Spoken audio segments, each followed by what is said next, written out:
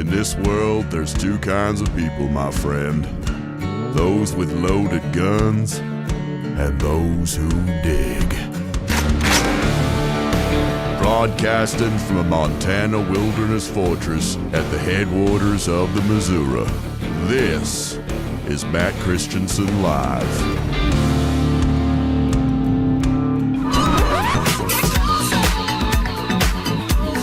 It's hard to imagine a scenario in which this could have gone worse. This seems to be a dream come true for Vladimir Putin. One of the most astonishing moments that we have ever seen happen inside the Oval Office. I think it's disrespectful for you to come to the Oval Office and try to litigate this in front of the American media. You should be thanking the president.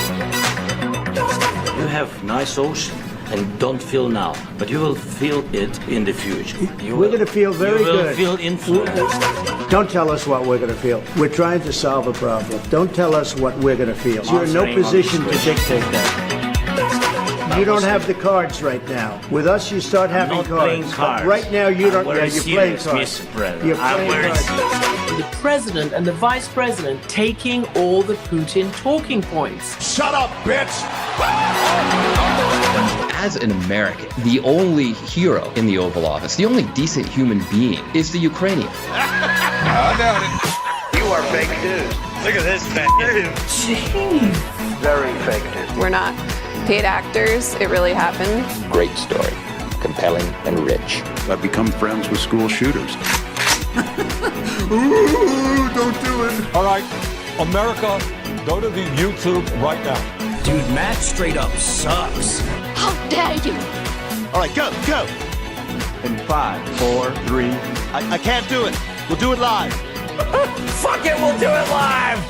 Hello and welcome to the show. This is Matt Christiansen Live for Sunday, March 2nd, 2025. Thank you for tuning in. And hey, guess what?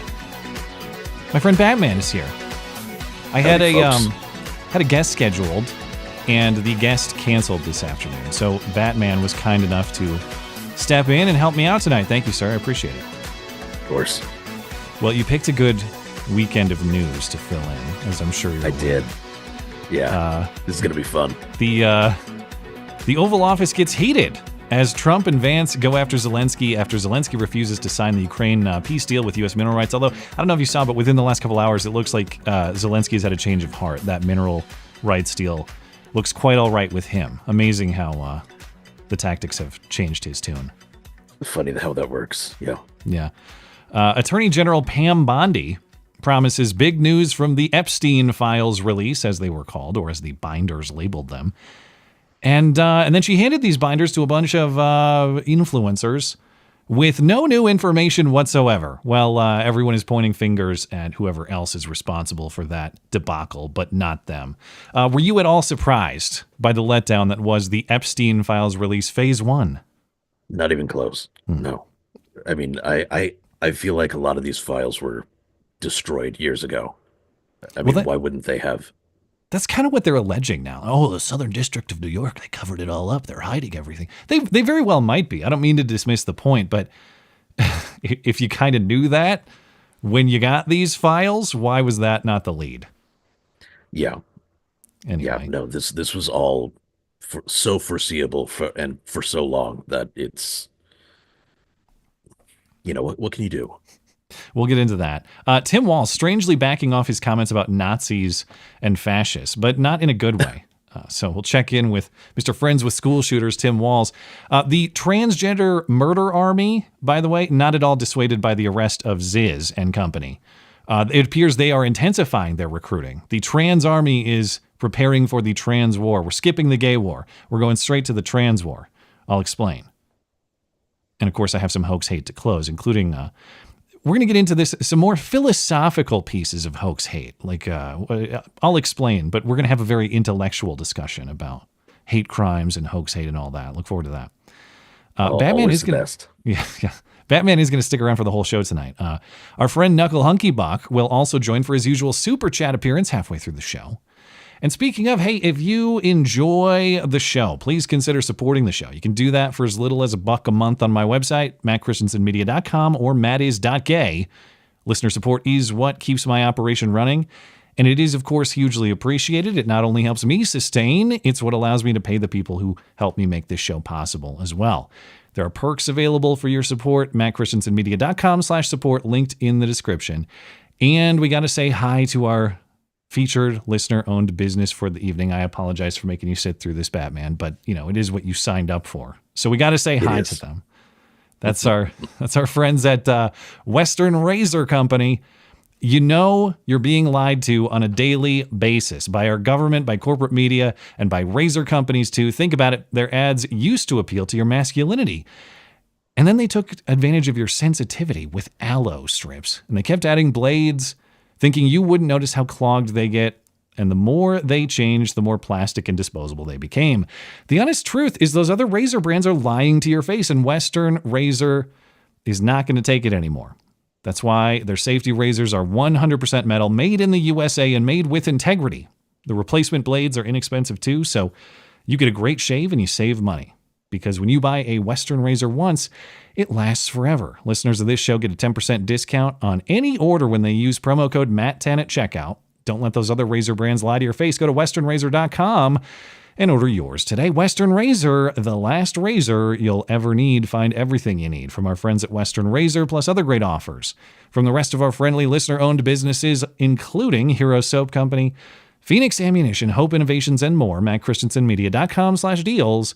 Deals by listeners for listeners. And don't forget, my signature soaps over at Hero Soap Company still going strong. Pick up Timberline or Old West or any of Hero Soap's other fine products. New scents coming soon.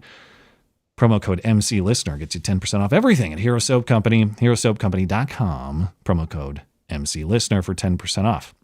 A couple of housekeeping items before we get into the news. The Tower of Babble sweepstakes, that of course ended at the end of February here.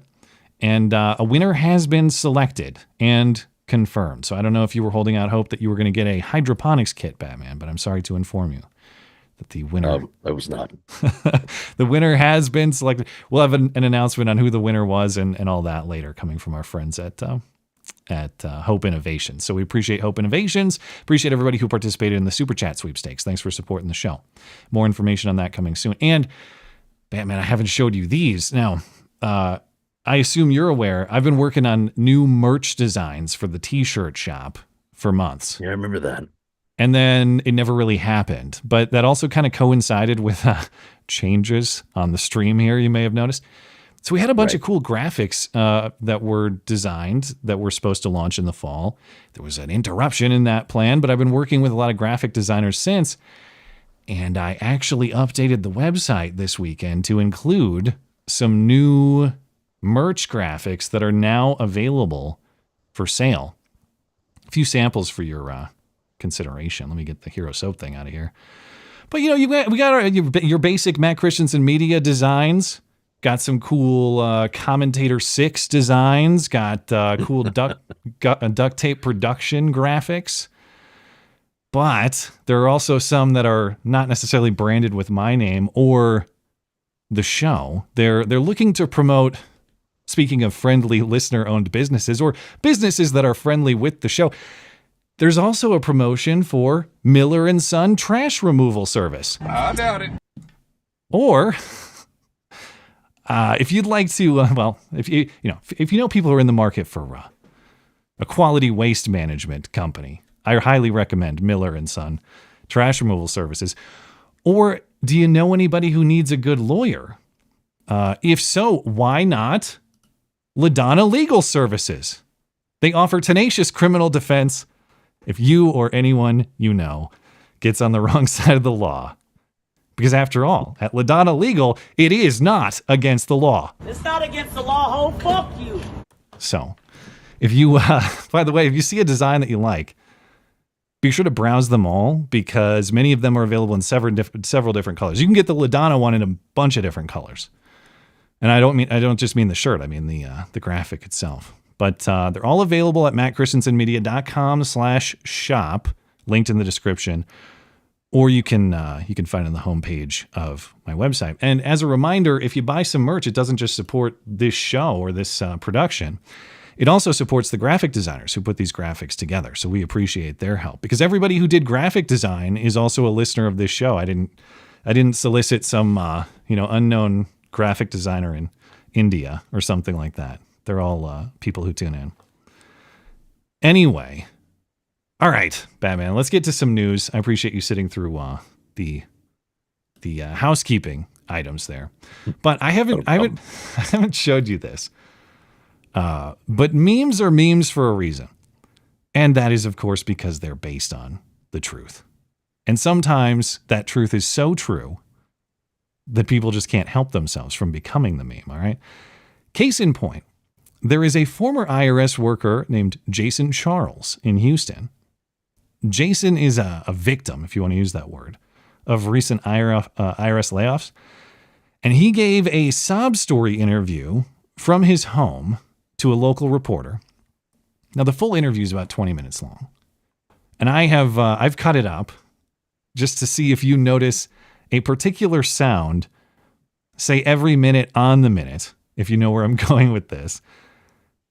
Actually, see if you notice a particular pair of sounds every minute on the minute.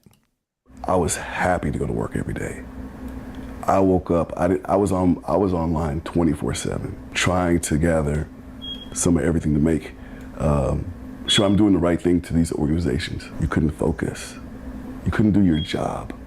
You knew somebody was going to be on the chopping block, regardless. Correct. I studied hard for 4 months, went to training for 7 weeks, and I couldn't even do my job. With my background in finance and economics, there's always a trickle-down effect. According to the numbers, I believe there was 80,000 more workforce, or total workforce of the U.S. government. You get excited to know that you got landed a job. You believe there might be upwards of 50 people? Correct. People are just confused. Do you want your job back? I would love my job back. I would love it back. To serve the American people and talk to people that I've talked to, I would love my job back. That went on for 20 minutes like that. According to the numbers, I could definitely afford to replace the batteries in my it's a meme for a reason. Stereotypes exist for a reason. Yeah, that was the chirp of the low battery indicator on the smoke detector in the background. And if you didn't notice, smoke detectors, plural. You can hear that one is closer and the other is further. There are two going off. And I did my due diligence on this, because sometimes you see these clips circulating and you're like, no, that someone edited in the chirp. No, go to the story, play this YouTube video. It's 20 minutes from the local CBS station, KHOU. And they did the interview with a straight face with this guy's smoke detectors chirping the whole time. So he can't figure out the smoke detectors in his house, but he can definitely audit you, collect your taxes. Yeah. This report is a hate crime. Kinda, yeah. Like, I mean, it's certainly who enabled. At KHOU 11 is getting arrested for this. It has enabled a lot of online hate. That's for sure. Anyway, hey, speaking of arrests, let me update the story of Chris Kluwe. I'm sure you're aware of him, the former NFL punter. Yep. Made a clown of himself, opposing the Huntington Beach, California City Commission, because they wanted to put a plaque at the library. They spelled out MAGA as in like magnificent, amazing, great, awesome, something like that. And then Kluwe took the mic and he said Trump supporters are Nazis, and then he intentionally physically approached the city commission with the intent of getting arrested, which he did. And Kluwe went on CNN to congratulate himself for his for being a brave, privileged, straight white ally. And he encouraged everyone to be as brave as he is. Well, I don't know if you saw the update, but now it's encouragement to be, I guess, as unemployed as he is. Because first it was, the Vikings cut me back in 2013 because I supported gay marriage. Right. Okay. Now he's fired from his job as a high school football coach. Kluwe tells the Minnesota Star-Tribune that he was called into the office at Huntington Beach Edison High School on Thursday. Kluwe says he was told the school told him, or the officials at the school told him, well, now they're getting too much attention from his stunt. They're letting him go from his job as special teams coach. And he'd been doing that job for 5 years. He now says he's in talks with the ACLU to see if he has a lawsuit opportunity. Look at this fat. Your thoughts? So it turns out, actually, as much as we were mocking him the last time he came up for being all brave, he actually was putting something on the line. I guess so. Yeah. Turned out he was right. Just in a way that was funny. Rather than there's his bravery on full display. Hard to argue now. This now I hate to here I go simping for Chris Kluwe and the ACLU. However, if they decide to pursue this is kind of interesting legal territory. Now I hate Chris Kluwe. I hate his nonsense theatrics.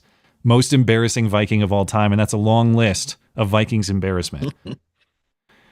However, generally speaking, he has a right to his own nonsense. Now, it gets a little tricky when it's government as employer, which it is in this case, local government as employer. At least as the law stands right now, he might have a case. So I invite your thoughts about this, not just, well, I think legally he might be on decent ground. It's just a question of whether he should pursue this sort of thing. But as a general rule, the Supreme Court has said that if you're a government employee, but you're speaking as a private citizen, which he wasn't there like as the Huntington Beach high school football coach or special teams coach or whatever. And if you're speaking on a matter of public concern, which he was, regardless of how silly he was when he was doing that, and your speech does not interfere with your job. Now that's where it gets debatable. But assuming all three of those criteria are all of those apply, your speech is protected from government workplace retaliation under the First Amendment, at least as the Supreme Court has defined the rules. And so the school may have a valid point of dispute against Chris Kluwe saying, listen, we have a right to peace and efficiency and function in our workplace. To the extent you called half of our town Nazis, that kind of makes workplace efficiency a little difficult. They might have a valid response there. But if Kluwe decides to pursue this, he has kind of a plausible path. He does. And I hate to take his side on literally You're going to cuck for Kluwe too? The trouble is, the trouble is the other, the other side of the political spectrum was using the, free speech doesn't mean freedom from consequences line for a long time. And I'd always fought that with, well, yes, but that doesn't mean that you should be able to, have your life ruined because you used a slur one time, right? That's just sort of, I think that exists outside the principles of what free speech actually means. So as a result, I spent a lot of time defending things that, I don't necessarily like, people who said things that I thought, well, that's kind of off color or that's tasteless or things like that, but their life shouldn't be ruined for it. And so to stay consistent on this principle, I have to say that I don't think his life should be ruined for, I don't think he should lose his job for this. I think his life should be ruined in other ways. Let's put it that way. He already ruined his own life in many ways, I'm sure.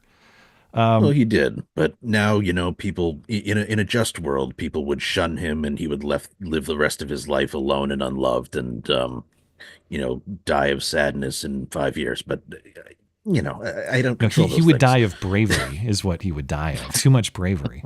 Fatal dose. That's right. I don't know if you saw, but there's now a congressman getting involved too. Democrat Dave Min, congressman from whatever district this is in Southern California. But he wrote a letter to the school district on Friday demanding answers. And he's submitting a public records request for all materials related to Kluwe's firing. So Kluwe might have some congressional assistance in the matter. A couple other considerations I wanted to raise on this. Number one, as far as I'm aware, the school's not saying anything. We only have Chris Kluwe's side of the story, and Chris Kluwe is an insane person. So it's quite possible that his version of the story is nothing close to the truth. It's also quite possible that the school district had many reasons to fire Kluwe, and they've hated Kluwe for a long time, and this was the last straw. And if they have any plausible reason to fire him that is not related to the content of his speech, they have a pretty solid counter themselves, which is like, listen, Chris is an idiot, and he was making our football team idiotic, and so we let him go. Well, he is a psychotic leftist, so next we're going to hear, well, actually, he was fired for being a pedo, not for free speech, but, or something like that. For legal reasons, Matt Christiansen Media has to declare that we have no reason to believe that Chris Kluwe is a pedophile. Here is a legal note. We have to...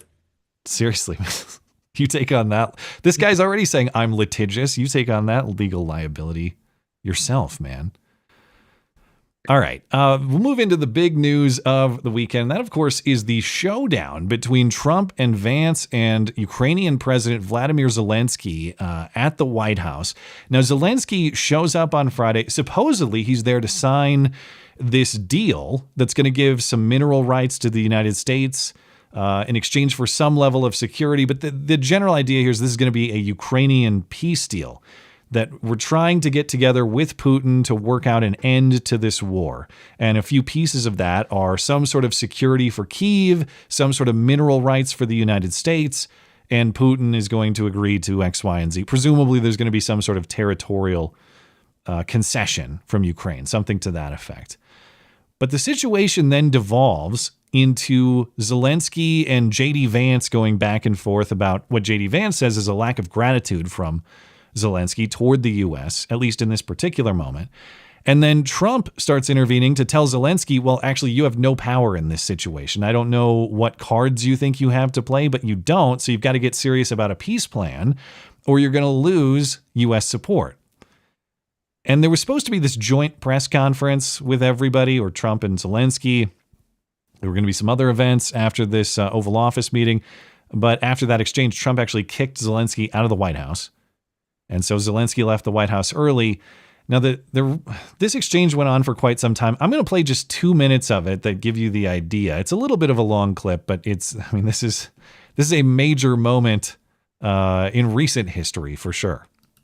I'm talking about the kind of diplomacy that's going to end the destruction of your country. Yes, but if you are not Mr. President, with respect, I think it's disrespectful for you to come into the Oval Office and try to litigate this in front of the American media. Right now, you guys are going around and forcing conscripts to the front lines because you have manpower problems. You should be thanking the President for trying to bring an end to this conflict. Have you ever been to Ukraine that you say what problems we have?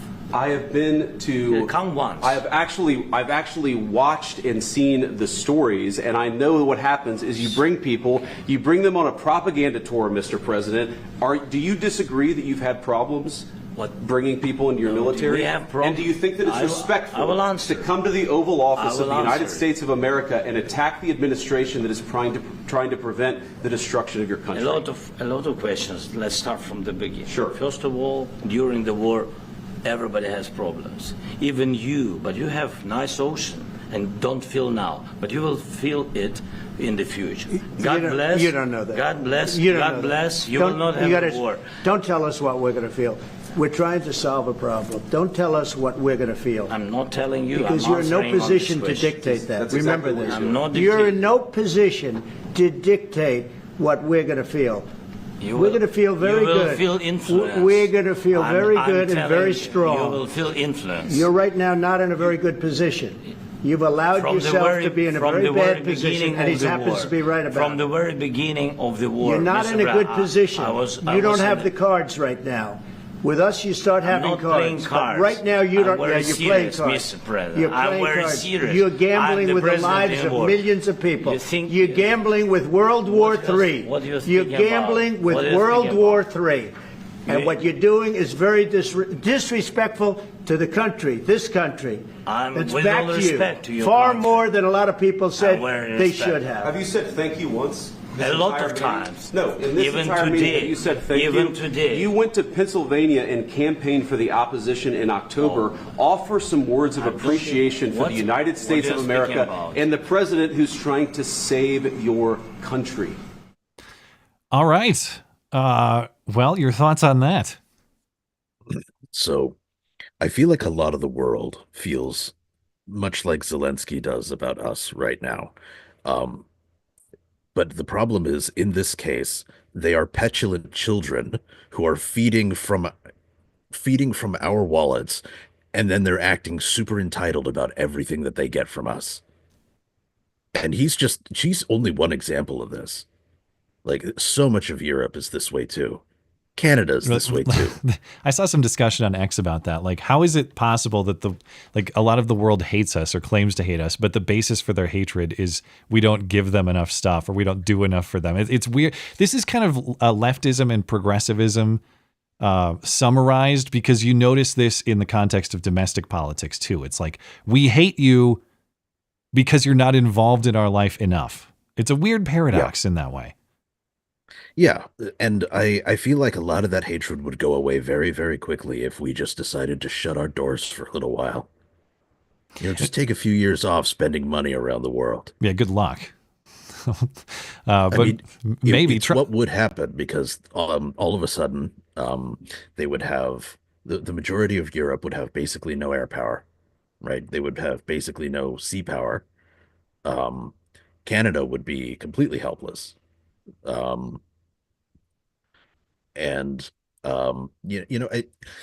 you hear as a result of this little spat in the Oval Office, some Norwegian oil company decided that they are no longer going to service U.S. Navy ships in their ports? I saw the headline, and then I saw that they actually reversed, or whatever, that threat was not realized. Correct. So one company decided, we are not going to service, we are going to boycott sending U.S. Navy ships our oil. But then the Norwegian government went, no, please don't take them seriously. Which is the appropriate response. I mean, if your little buddy decides to mouth off to the biggest guy in the gym, who has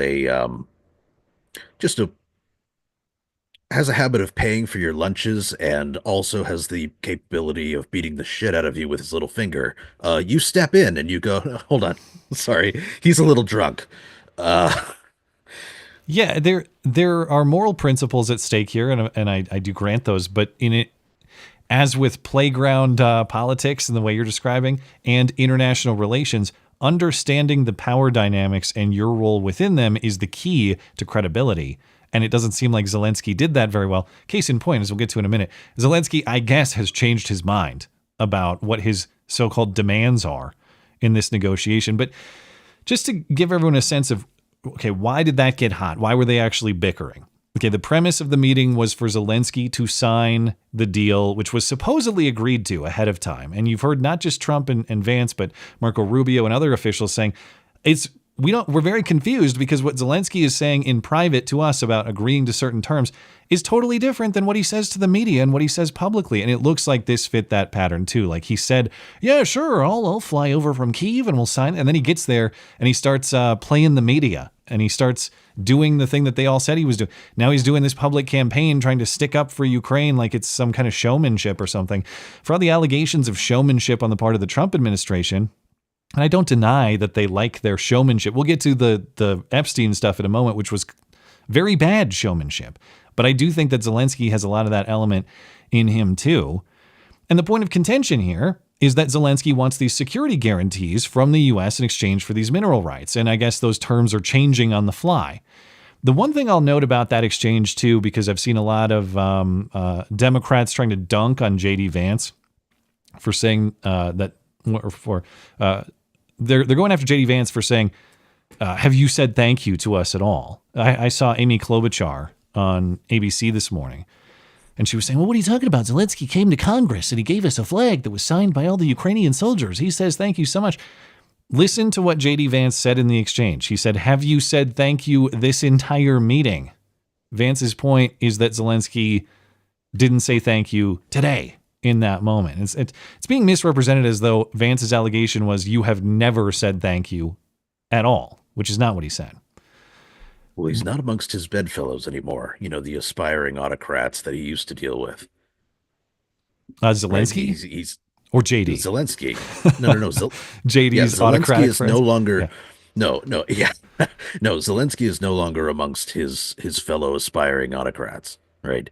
He can't go to people who sort of share his spirit anymore. That is to say, Biden and Kamala and all those people who would sympathize with his plight over, of course, the lives of millions of Ukrainians and, all that stuff. In reality, at the end of the day, the Ukrainian war would have been over a long time ago if we had just decided, yeah, we're not funding this crap anymore.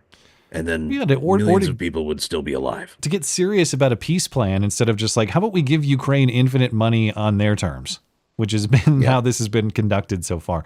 But I want to get to Zelensky's follow-ups because Zelensky leaves the White House early. He then goes to a Fox News interview on Bret Baier on Friday night. And he did not apologize, but he did say, at least on prompting, that he does regret how the meeting went. Shouldn't this dynamic, if you're going to be like this, be behind closed doors? Not of course. And so do you regret that? Are you regretting that happened today? Regretting? Yes, I think it was not good. I think it was not good because we had a lot of different dialogues. I'm always open to media, but there are very sensitive things. Okay. He regrets it. He didn't apologize. I don't know. I generally am not like apology police, and I frankly wouldn't feel better if Zelensky did apologize to our country. But anyway, does that bother you? No, I think, I think it's almost better that he didn't, because I know if he did, it would have been insincere. And I think at this point he should already be in a position where he has dug, he's dug his own grave here. Not literally, of course, but he should suffer consequences for this disrespect. Well, it appears that he has had that change of heart. I'll get to that in a second. But what I care about personally far more than whether he apologizes or not, it's the incoherence of his position. And again, it's recognizing where you stand in the power hierarchy here. I get that that's a separate issue from the moral question of who's right and who's wrong. But Zelensky then tried to explain his position. And after he does, we'll go piece by piece. And I want to consider how this really doesn't make any sense. Now we want to find the place for our biggest strategic partner, for the United States, or United States will propose where and how the United States will give us security guarantees, what kind of and what part of volume of security guarantees. And when we will be ready with this, we will come to diplomacy. To diplomacy, yes, with Russians, Europeans, United States, and we. Four of us, I think this is real way, because with weapon, it's too long, it's not enough. We don't have enough weapon to push them out, and we don't see now, for now, we don't see really big volume of new support from the United States, but with all respect again. Okay, so when I say that doesn't make any sense, I just want to consider the premises that he's going with. Zelensky's saying he's not going to negotiate for peace without security guarantees from the United States. His next point is he doesn't have enough weapons to push Russia out of Ukraine. So the third point is he needs more money or resources from the United States to pursue that goal. Okay, but that's Zelensky admitting right there, I don't have the power position here. If you can't win without some other country propping you up, you don't get to dictate the terms. And this is not me saying that Zelensky is morally wrong in that position, that he doesn't want to make concessions to the Russians, or he thinks that he is absolutely correct in moral terms, that his country was invaded and he will concede nothing on that point. But it is in recognition that if you grant the point that you are the weaker party and you can only succeed with the assistance of other countries, that necessarily means you don't get to dictate the terms. And that's why it makes no sense for him to say, I won't negotiate without X term. You're not in the power position to do that. Yeah, but his issue is he is so used to playing the victim and getting showered with cash and with, HIMARS rockets and all this other stuff, that's what he's accustomed to doing now. So he has to come in here and go, oh, well, you've stopped giving me stuff and I don't like this. I'm getting a little angry. he goes in, he throws a tantrum, and usually when he goes to these European countries or when he went to the Biden administration, he got everything he wanted. It worked for him. That's what I wonder. Is this his nature, or has he been conditioned into that by the prior administration, that I get to dictate the terms and get paid? You know, I know it's not all cash, that there's a lot of military aid, but I'm using that broadly speaking there. Yeah. I mean, I don't know which one it is, and ultimately it doesn't matter. He came into the White House, and he might as well, in my opinion, have crapped on the floor. You know, sort of like Biden did in the Vatican. Yeah, but I'm sure he did it at the White House too, though. Yeah. I hope Trump hired the best carpet cleaner, the best one there ever was. Well, to that point, I mean, we all know that some disgusting things have happened under the Oval Office desk. We know that in the historical record. Is it actually Bill Clinton who's responsible for the most disgusting moment? The world may never know. I mean, can somebody get the White House made from 2020 to 2024? Because I want to know what sort of surprise messes that old man left under the desk. Well, he or she or whoever it is going to come in front of that interview camera and just look like this. I've seen some things. It's just going to look like the most traumatized Vietnam vet you've ever seen. Yeah, exactly. There will be flashbacks involved.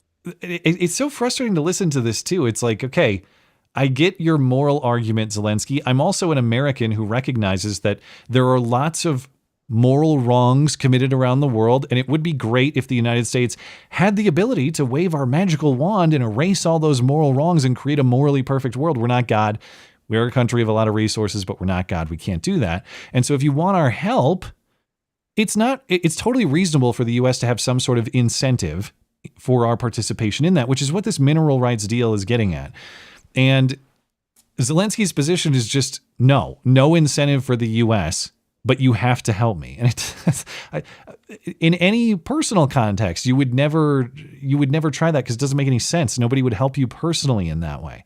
But that's what he's going. Actually, there was a metaphor that's very much along those lines that I was thinking of when I was sort of watching this go down, and that was like, if you're letting somebody crash on your couch because they're out of a job and they're homeless at the moment, and you're giving them a little bit of pocket change so they can buy food while you're at work and stuff like that, and then they decide to insult you when you get home for not being present enough. Yeah. That bitch is on the street within the hour. I told you to bring me Chipotle. Right. Where the hell is it? Yeah. Yeah. Totally. So, I mean, that's it. Functionally speaking, that's exactly what Zelensky just did. And, I don't think Trump should tolerate it. I think that the terms of the deal should get significantly less kind now, because they were, from what I understand, I didn't read the deal myself, but from what I understand, it wasn't, a weak deal for us. It was, we get something out of it, something substantial, but now it should be, well, we're getting a lot more. That percentage is, that percentage has gone up. It would be hilarious if Zelensky comes back and says, "Oh, I changed my mind," as it sounds like he's doing, and we changed the terms of the deal, bitch. I am altering the deal. Darth Vader. Pray stuff. I do not alter it further. Yeah. How bad is it? This is what I find shocking. Zelensky's position is so silly that even Lindsey Graham, probably the Senate's biggest fan of forever war in any context, even Lindsey Graham is like, nah, I've had enough of that guy. After the meeting, Lindsey Graham said outside the White House that he's proud of Trump for standing up to Zelensky, and Graham might be done with Zelensky entirely, or thinks our country should be. Somebody asked me, am I embarrassed about Trump? I have never been more proud of the president. I was very proud of J.D. Vance, standing up for our country. We want to be helpful. What I saw in the Oval Office was disrespectful, and I don't know if we can ever do business with Zelensky again. I'm shocked by that. I actually am. I know that Graham is a Trump ally, but I'm shocked to hear him say that. Saying Graham is a Trump ally is, I think, I'm not sure that's a completely accurate statement. Well, who does he love? What does he love more? Yeah. Trump or forever war? Trump, forever war. I don't know. I don't know. I have never liked Lindsey Graham. He always strikes me as weaselly, and the fact that he is now suddenly on Trump's side makes me think, okay, something just went wrong. Like, what piece of this puzzle am I missing? I'm surprised your suspicion about Lindsey Graham is he might be a weasel. Are you a gay man? That's the actual suspicion about Lindsey Graham. No, there's no suspicion about that. He's a fag. Oh. Anyway, well, I'm glad has he confirmed, or you've just independently confirmed that through your sources? We just know. Okay, intuitively. All right. Okay, so what happens now? Well, earlier, I was reading through ABC's coverage of what happens now, and they were reporting, well, Trump is actually seriously considering cutting off Ukraine. Biden left a bunch of money, and there's a bunch of money that's still supposed to go to Ukraine, but Trump is supposedly considering cutting this off as of this afternoon. That was the reporting. And then I mentioned Zelensky apparently has had a change of heart. So Zelensky went off to Europe to talk to European leaders. I would assume he wanted to shore up European support in what looks like maybe waning U.S. support. But he, according to the BBC, I haven't seen the clip, but he's quoted in the BBC as saying, no, actually, I'm ready to sign the mineral rights deal. And he apparently said this without any demand for the security guarantees that he was talking about. He says he just wants the Ukrainian position to be heard. That's all. That's all he was trying to do. Just make sure the Ukrainian position was heard, which I find hilarious because I think we've all heard the Ukrainian position about 50 million times. I don't need 50 million and one. Yeah. Yeah, this strikes me as a cop-out, of course. I mean, and I think he realized I think at some point somebody made him realize how badly he screwed up. Like, there was a wonderful shot of, I don't remember exactly where the footage came from, but there was a shot of, during that whole shindig in the Oval Office, there's one camera that cuts to, like, the Ukrainian American ambassador, like the Ukrainian ambassador to America. Yeah. And she just puts her head down, and her reaction tells you she has a headache in her eye at that moment. And I think somebody finally got to Zelensky and told him, you know how badly you've screwed up here. Do you realize how, the tenuous tightrope that you've put us on? Well, yeah. And maybe he just came to that realization on his own. Like, I just keep bringing this back to everyday power dynamics and personal situations you might find yourself in. Now, let's say you want to raise. It's all about understanding your power position, okay? You want to raise, you go into your boss, and let's say you make $50,000 a year or whatever. You think you're worth like $250,000. So I'll take $250,000, please, and my job responsibilities will stay the same. And your boss says, lol, no. Why? Because you are not in that position of power, and you actually are more replaceable than you think. Now, it's not to say that you could never earn $250,000 or whatever you want. It's just about making yourself more valuable in the marketplace and harder to replace. And you can do that. But when you go in to ask for a raise, you understand your position of power or lack thereof. Otherwise, your ask, especially if you frame it as a demand, is going to be laughed at. It's not going to be treated seriously. And it's just a demand delivered like this, and while interrupting the person that you're making the demand of. Yes. Yeah, I didn't even consider the smug body language, I guess. Yeah, what a 5-year-old thing to do. Well...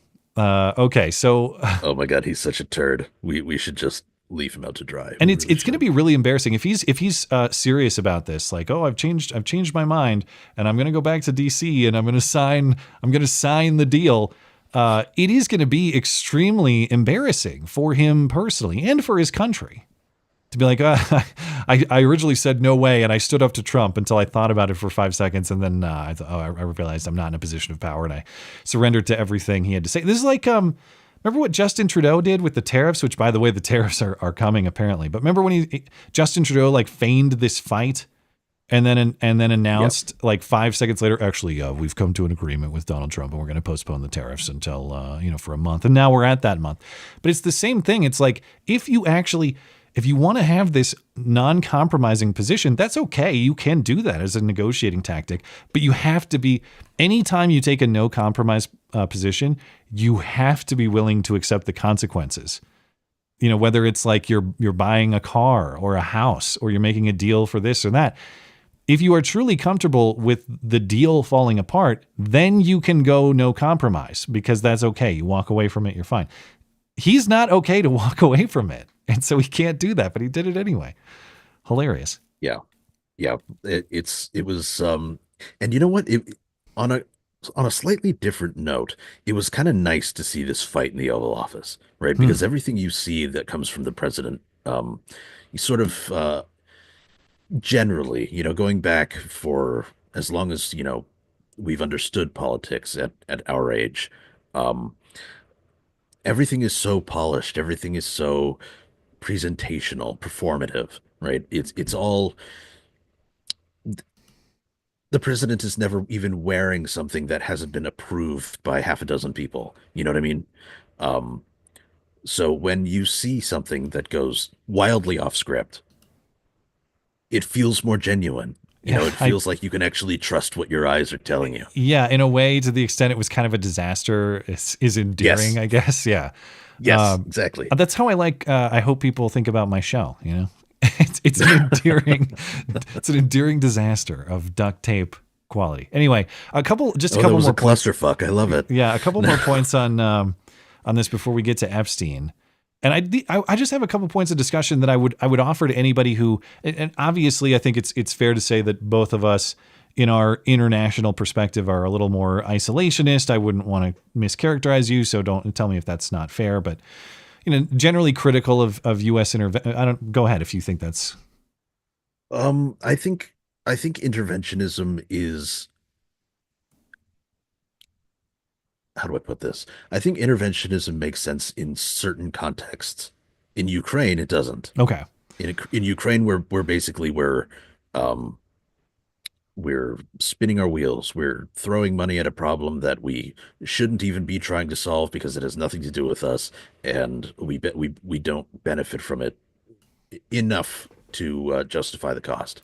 Now, if China were to try to take Taiwan, which is where we get all of our like computer chips and stuff like that we use for everything from cars to warships to missiles to all that other stuff, it might behoove us to maybe lob some tomahawks that way, maybe. But it might behoove you Taiwanese turncoat. Just kidding. Yeah, I guess I'm a little biased in that sense, but also from the perspective that I've been to Taiwan like a grand total of 4 times, and I live here, and this is my country, and all that stuff. I think it makes sense also to see it that way. Yeah. For someone who is more on the pro-Ukraine side of this, doesn't say I'm anti-Ukraine. It's just I recognize or I'm very cautious about the U.S. role in the world. But you're someone who's like rah Ukraine. Ukrainian victory is the key to protecting democracy globally and defeating Putin and all that. Just want to address or offer some points for consideration for that perspective. What is the alternative? I think is the key question to these peace negotiations. What would you prefer to a negotiation for peace where, say, everyone makes concessions, including Ukraine? Because the U.S. has already conceded a lot of resources. What is Ukraine conceded? They've by force conceded territory, but they have not done that in terms of their own acceptance of it yet. And if your stance is Ukraine should concede nothing because they were attacked, and I get it, they were attacked, even if we grant that morally, how is the no concession position achieved practically? Because Ukraine can't fight Russia alone. Zelensky says so. Ukraine isn't fighting Russia particularly well with U.S. resources and other international resources. At best, we got a stalemate going on. So how do you expect Ukraine to repel Russia, if that is the expectation, short of, I guess, sending our own military or our own maybe European military, which they're talking about over the weekend, to fight Russia directly? And if you actually want to fight Russia directly in that way, that is inviting World War III. That is starting World War III. At that point, NATO is in. World War III. And you have NATO versus Russia. And I get it. Like, I'm not, none of this Putin talking points, sticking up for Putin. No, I get it. I understand the moral case that Putin invaded sovereign territory and has no right to that place, and on a moral level should get out. But on a practical level, how do you do that without starting World War III? How is that even possible? I don't see the case. I agree. I mean, functionally speaking, when Trump said, you are playing with World War III here, that's absolutely what's happening. Zelensky is running around to all of the NATO countries, begging for help, begging for weapons, begging for anything that he can get his hands on, and up to and including, I think this was a couple weeks ago, he was asking for nukes. So that he could was repel demanding Russia nukes. with nuclear fire. That's which just shows to me that he's not thinking about military strategy, and he's not caring about potentially sparking World War III. He doesn't care. Last point I would hope that everybody can appreciate, and again, this is even if you disagree with Trump and Vance, you think we're arguing with the wrong guy, we should be arguing with Putin. Well, we are talking to Putin, so stand by. But isn't it at least refreshing to see the U.S. with a spine again, instead of just getting pushed over? I mean, sure, Zelensky, do whatever you want, and we'll keep sending you infinite resources to do it. Agree with the president, disagree with the president. I would hope that we could all agree on the premise that our president, the United States president, should be the boss when it comes to U.S. involvement in anything foreign affairs. And it's nice to see our president trying to do that again, compared to the last one, which is allowing a foreign leader to dictate our foreign policy in that way. Yeah. It really is time that much of the world remember who is handling so much of their defense. It is time for them to remember. Ukraine isn't the only one, like I mentioned at the top of the segment, right? Canada needs to remember that. Much of Europe needs to remember that, especially when you see how the Euros are yawping about how we're failing to provide the resources that Ukraine needs, and for that, we're all Americans are all despicable, terrible people, right? Yeah. Okay. Screw off. We don't need you. They really do. The world needs to be reminded who is the sharp end of the stick here. Well, I'm ready to move on to Epstein Files if you are. Do you have any more to say about Zelensky? Let's get into this. Yeah, sure. All right. Well, what was the bigger debacle, I suppose? What we saw with Zelensky and Trump and JD Vance, or was it the debacle at the White House Thursday when supposedly phase 1 of the Epstein Files were released? And predictably, it turned out to be a whole bunch of nothing. I mean, I guess not nothing, but stuff that was already known. A bunch of stuff that was already in the public domain in various forms. And we got a bunch of people celebrating outside the White House as though there were some big revelations, or this was some kind of massive breaking news or something. But it started on Wednesday night. And I mentioned this on the stream on Wednesday night, although all we had at the time was this promise from Attorney General Pam Bondi. Pam Bondi goes on Jesse Waters' Fox News show, and she said, "Breaking news, Jesse, I've got the Epstein Files on my desk, and tomorrow I'm releasing a bunch of information, so get ready, because it's going to be huge." Tomorrow, Jesse, breaking news right now, you're going to see some Epstein information being released by my office. What kind? What you're going to see, hopefully tomorrow, is a lot of flight logs, a lot of names, a lot of information, but it's pretty sick what that man did. Okay, well, along with his co-defendant. Okay. And then she releases these documents in binders to 15 or so independent media or social media personalities, including Jack Posobiec, Libs of TikTok, Kaya Rychik, Liz Wheeler, DC Drano, Rogan O'Handley, and more. And these binders are full of nothing, or at least nothing new. Everything in there has already been in the public domain for some time. There's no client list. There's no revelation. There's nothing really important. It's copies of flight logs, which have already been available through multiple court cases. It's a redacted copy of Epstein's address book, which has been cited in media for years. These binders go out to these personalities, and they get their photos taken, and they post promises that they're going to go through the files and get it all out to you. They even did some kind of Epstein Files dance together. I don't know if that was coordinated. It's a very terrible river dance. Weapons grade cringe. but weapons grade cringe. The key point: there's nothing in there, and then these binders go out, and people realize there's nothing in there, And the DOJ puts the files on their own website. And when the DOJ does that, the DOJ themselves noted that these aren't really new. They've been in the public domain for some time.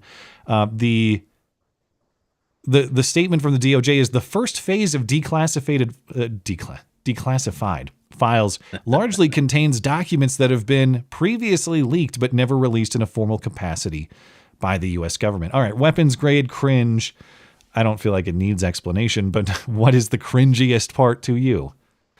They're there with the binders, you know, they're all these like, we are the media now. This is a huge win for us. And, you know, these are, you know, honestly, a lot of these people are folks I respect, folks who I follow, folks who I trust for my news, stuff like that, right? These are all folks that are in my, you know, my X feed from day to day. So watching them get it and knowing that, you know, all of the juicy parts, all of the meaty parts, the important parts of the Epstein files are probably in somebody's fireplace, having been reduced to ash the better part of a decade ago.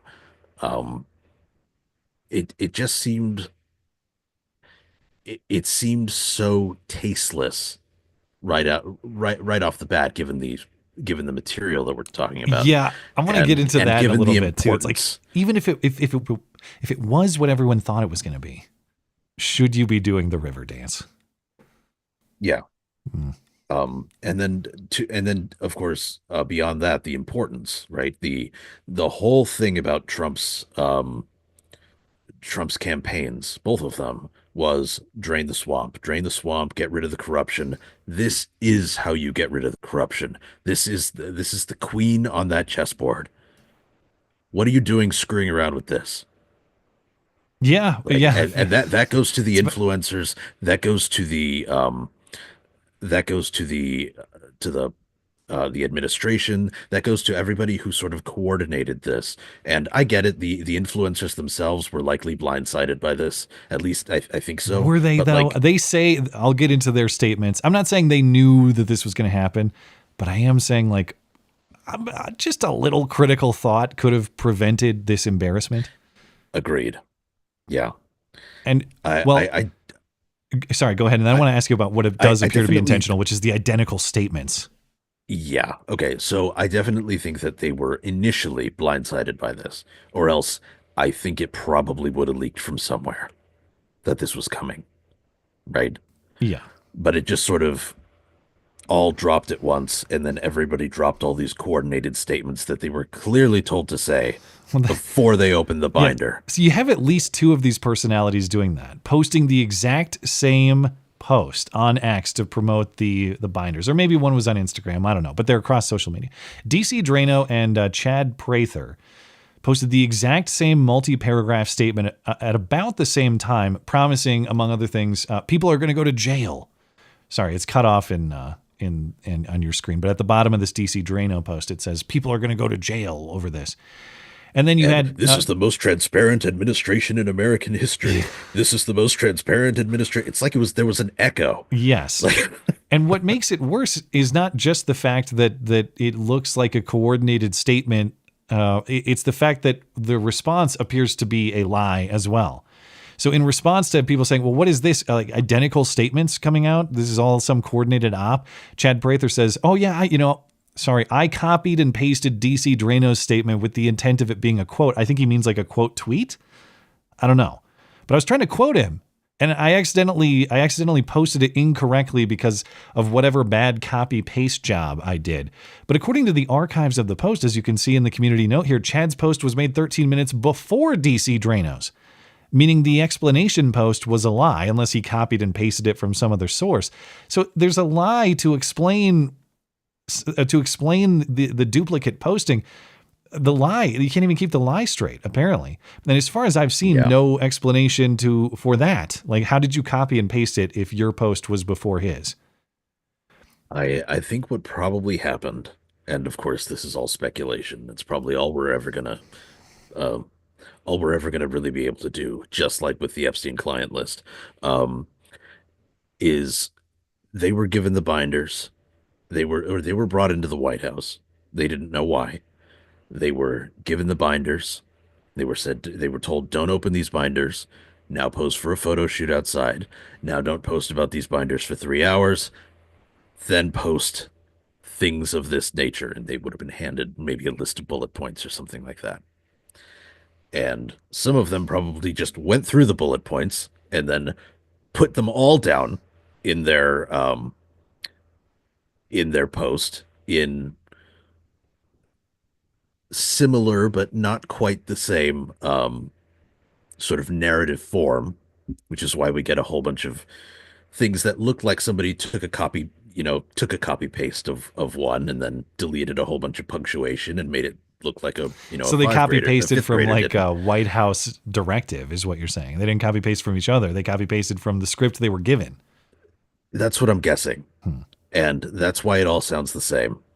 And that's why this all comes across as fake and cheesy, because it is. Because these are the kinds of tactics that I was just railing against, why it all seems so performative, why it all seems so fake. Right? I will praise Trump for being willing to light up Zelensky on national television, because finally we get something that seems genuine. But on the other hand, this whole shitstorm is the exact opposite. It's what we've had. It's what we've had every other day of the week for the last God knows how many decades. And if that is what happened, and I stress if because we don't know, but if there were talking points handed out that got copy pasted in that way, what is the criticism of the prior administration? The cozy relationship with the media, where effectively they're handing the media talking points for how to cover Joe Biden, and Joe Biden rages if you don't do it right. You've just swapped personalities here. Instead of CNN people, you have X people. But you're doing the same thing, if that's what happened. It's a mirror image of the same thing, and it's no better.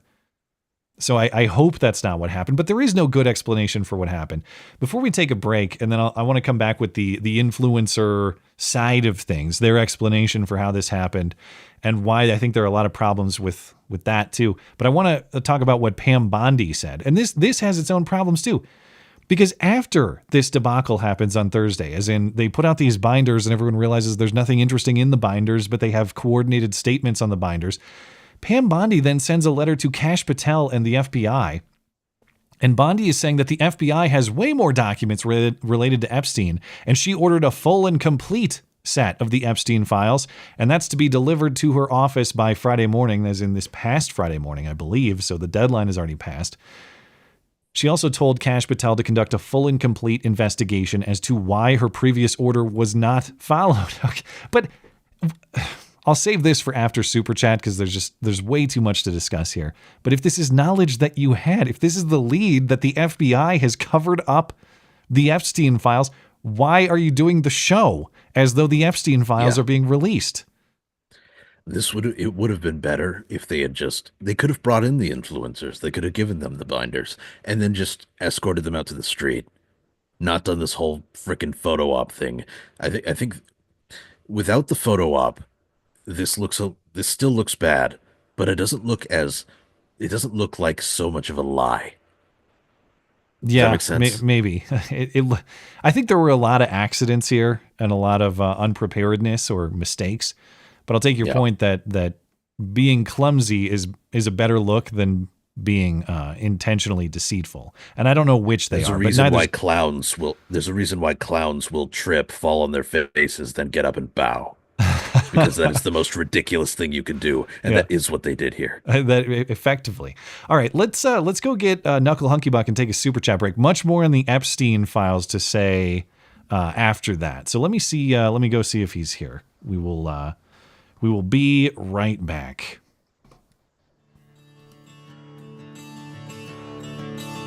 Stand back and stand by.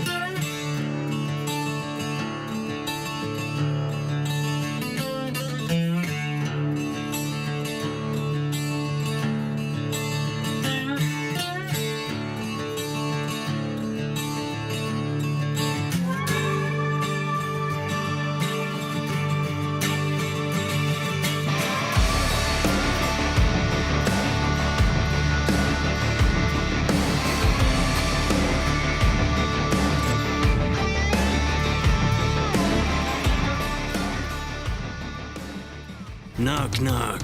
Who's there? Knuckles.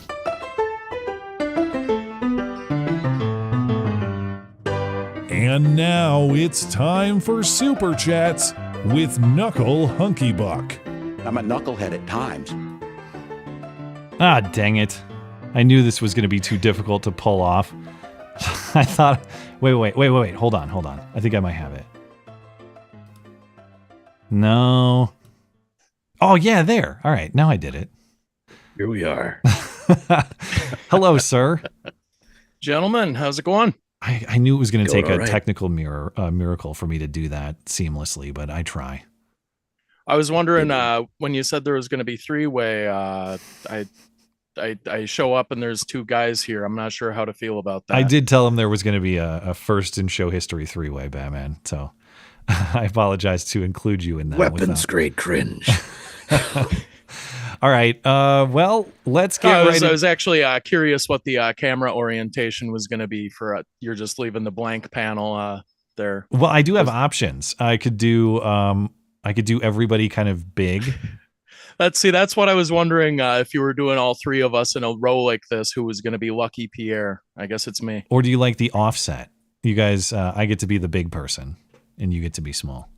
It's your call. It's your show. You should be the big panel, and we should be the sides. We'll go back to this, and everybody can look at the pretty mountains. All right, what do we got for Super Chat? You want to start us off? I don't know if you actually have this one. It didn't show up on the system, but Great White Shark emoji sent one in early on. I just copied it in text, so I'll read that one. Thank you. Great White Shark emoji. Matt and Zelensky once sat in a room and shook each other down for foreign aids. Plenty of rough words were exchanged. Matt came out on top. Many of those people probably have AIDS. That kind of AIDS, huh? Foreign AIDS. All right. All right. Is that better than U.S. AIDS? Then I have Tortuga after that. Is that right? Is that what you got? Yep, that's what I have up next. I could tell the meeting was going to fall apart within 5 minutes of it starting. Zelensky shaking his head no to the word peace and trotting out dead body photos was a sure sign that it was futile. Do you guys say futile or futile? That's one of those words that I can go either way on. I would say that more correctly it's probably pronounced futile, but somebody pronouncing futile just to disambiguate whether they're saying feudal, like the feudal system, like kings and serfs. Yeah, I agree. The Borg in Star Trek always pronounced it futile, so I'm gonna roll with that. Okay. Yeah. No, that's actually a solid reason to pronounce it futile. Okay. I've got Injured Guardian, 1923, season 2, episode 1, raised an important question. Can a man be keel-hauled on a steamship?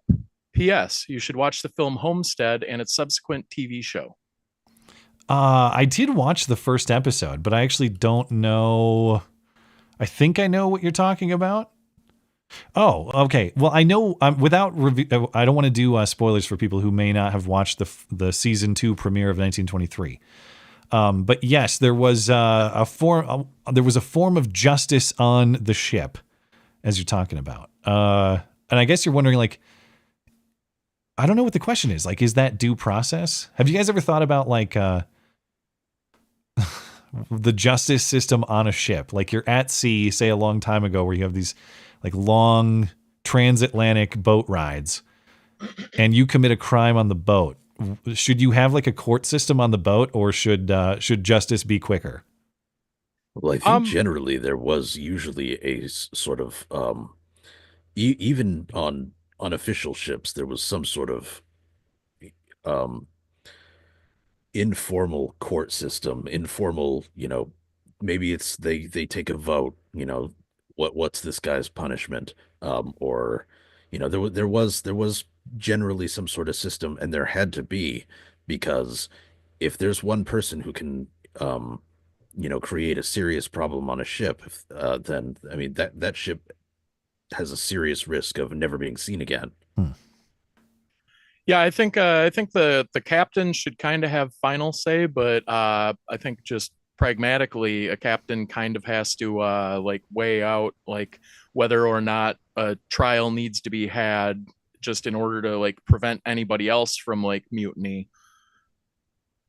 Ah, okay. So, and then that brings you to punishments like keel hauling, which is basically just to make people terrified of stepping on a line. Yeah, that kind of seemed like, without revealing too much about this episode, but with a limited knowledge of justice at sea, that seemed like what was happening in this depiction. Well, and I think when one person can cause absolute catastrophe for everyone else, there needs to be incredible fear of repercussions. Yeah, absolutely. Fungus Among Us. That's clever. I have the same screwdriver set as Batman. The ratchet broke immediately, but the rest of the set is decent. Yay for cheap Chinese Amazon junk. Is that what that is? Cheap Chinese Amazon junk? Not high quality Taiwanese products? Well, actually, I didn't get it on Amazon. Maybe he does have the same set. I don't know, but I bought it at a Tractor Supply. Oh, well, yeah. All right. You shouldn't assume, Fungus. That's a high quality. Is it made in China? Do you know? I don't know. I didn't look. It probably is. What isn't made in China? Pretty much everything. I don't know. Stuff that's made in Mexico. Well, they're roughly equally shit. So, I mean, it served me well. It's been nice. They turned a lot of screws, loosened a lot of bolts. The one thing that they don't make in China anymore is baby girls. That's correct. No, they make plenty of them. They just dispose of them too. I guess, yeah. All right, Stooge McDuck is up next. All right, it's seriously ridiculous how often basketball Americans have ceiling birds. It's too bad. It's too bad that the super chat sweepstakes is over, because that's an Insta entry right there.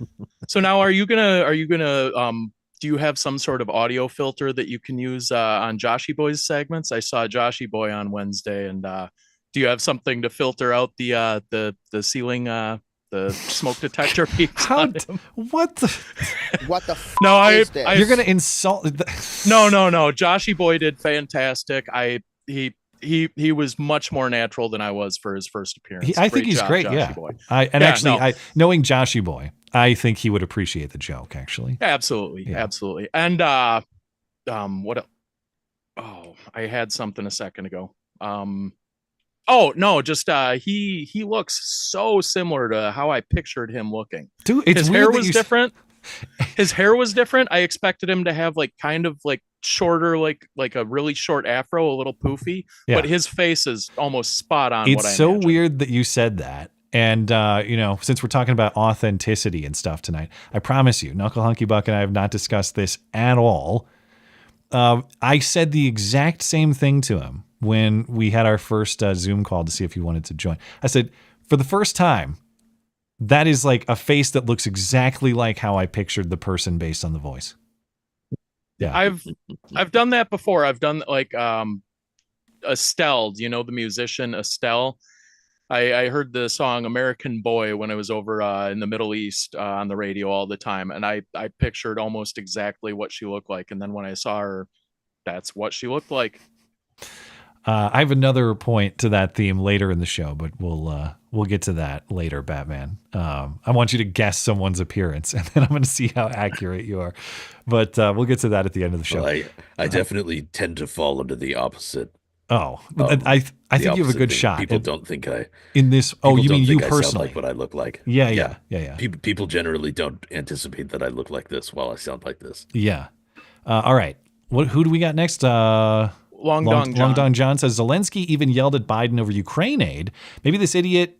Oh, Zelensky yelled at Biden over Ukraine aid. Maybe this idiot should give up international diplomacy and go back to playing pianos with his penis. The URL is safe. It's he put it in there for the chat to check out. I've heard of this. Now I'm going to believe you, Long Dong John, since you have a good reputation with me. This is about Biden. Biden lost temper with Zelensky in June. Yeah, this isn't actually about him playing the piano with his penis, but I have heard of that. Anyway, I've seen the clip of the piano shenanigans, and it really wasn't dirty. Because, of course, he's got the piano between him and the camera. Oh. So you don't actually see anything. It's just him sort of gyrating around like a stripper while piano music is played. But it was tasteful, you say. Though. Okay. No. Well, you said it wasn't like gratuitous. No, it wasn't pornographic. That's what I mean. You didn't see his dick, is what you're saying. Correct. All right. Not anything about Zelensky's talents as a pianist, but the way he approached Trump, the way he was talking, reminded me of somebody like, you have to fix my car. You fix my car now, and you not use that wrench you used last time. It worked like shit. Yeah. You fix my car now. And of course, Trump's response was reasonable. Like, look, buddy, we'll fix your car for you. Just don't tell us how to fix it. We'll fix it for you. Just you got to calm down and let us fix it. Yeah. All right. Let's get. And don't make me use that wrench to knock you the heck out. That wrench no work good last time. Let's get just one more over on YouTube, and I'll come back to the YouTube chats at the end of the show. Tortuga's up next. All right. Tortuga, they keep saying Zelensky is fighting for freedom. I want to know what they mean. He's canceled elections. He's banned opposition, shut down news outlets. What part of freedom is he fighting for? Yeah, he's fighting for democracy. That's how you fight for democracy, is you shut down, you rig elections. You suspend habeas corpus. They always say, well, there's a war ongoing. You can't do elections during the war, and you can't do this. Like, okay, I get there are practical considerations. I'm not denying that. But you are also in position to try to stop the war, and I do see him rejecting opportunities for that every chance he gets. So it does appear that I'm not saying he's using the war for, well, what am I saying? Maybe I am saying he's using the war. I don't know. If he was somebody who hated the power concentrations that were necessary as a product of war, I see him routinely avoiding opportunities to move on from the war and return power back to the people where it supposedly belongs. Let's put it that way. That's because he wants to use that wrench. That is good wrench. Yeah. That is shit wrench. The people of Ukraine pick a terrible wrench. Yeah. I can't imagine that he isn't lining his pockets right now and just preparing to vanish off the face of the earth the moment that Ukraine starts to really look like it's about to fall. Yeah, it'll be interesting to follow. Well, it's not followable. That's the point. Like the financial history of Zelensky will get very murky, I'm sure. But all right, let's move over to Rumble. We got all right, Elbot. You got your sounder ready? Yeah, we got Elbot. Appreciate it, Elbot. I'm actually not ready, but I will be. Thank you, Elbot. I am not going to be niggardly. All right, and we have Hello Velociraptor, who says at Hello Velociraptor. Then we've got Yakko 1977. It's interesting watching the warmongers flipping out over the Trump versus Zelensky fight. It can be summed up into, tell me you want World War III without telling me you want World War III. Dangerous times indeed. Yeah. Yep. Yeah. Thank you, Yakko. Two Dogs Mike D. I'm so glad you brought that upbeat intro back. That is what was missing. This is what I always looked forward to hearing at 1800 on Sunday nights. Really sets the mood. Well, thank you. And I have mixed, it's always been in the mix. I've definitely played it in this iteration of the stream several times. It's actually that Don't Stop Till You Get Enough Michael Jackson remix is my favorite to work with for making intros, but it's actually like, there's a lot of the way it breaks apart is actually, it takes a little bit more time to edit it, but I always love how it turns out. So I appreciate that you enjoy it. Thank you for that. Let's take Hillbilly Deluxe and then take a break after that. Okay. Actually, you mentioned earlier that you had dropped some new merch on the store. I did. Yeah. I had an idea for a shirt. I won't discuss it on air, but should I email you or give you a call about that or what? Yeah, you can just text me. Okay. You got a clever idea, you say. All right. Yeah. You'd have to have a graphical designer who's worth his salt. I know actually like work up an image, but yeah. All right. Hillbilly Deluxe. Let's take that one. All right. Kluwe is suing a California tranny factory. Good. Let them knife each other. Yeah, I know that Orange County has some sanity. And I don't know how sane this Huntington Beach school district is or not, but I know that there's some semblance of sanity remaining in Orange County. So who knows? Although to your point, probably not that much. If there is a knife fight there, it's probably not the biggest loss. We're good on Odyssey, good on D Live, which means, what do you got for us in closing, Mr. Hunky Buck? Okay, so I wanted to go a little spicy, and so I wrote like a hilarious abortion joke, but I'm looking at it and I realize it would really only work as a super chat. I just abortion jokes just never really seem to work well with live delivery. Get the hell out of here. Hey, I'm glad I nailed the execution on that though, because nobody is ever happy with a botched abortion joke. Get out of here. Or a botched abortion.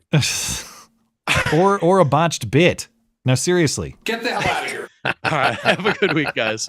Thank you, man. Take care. There he goes, our friend. I gotta read.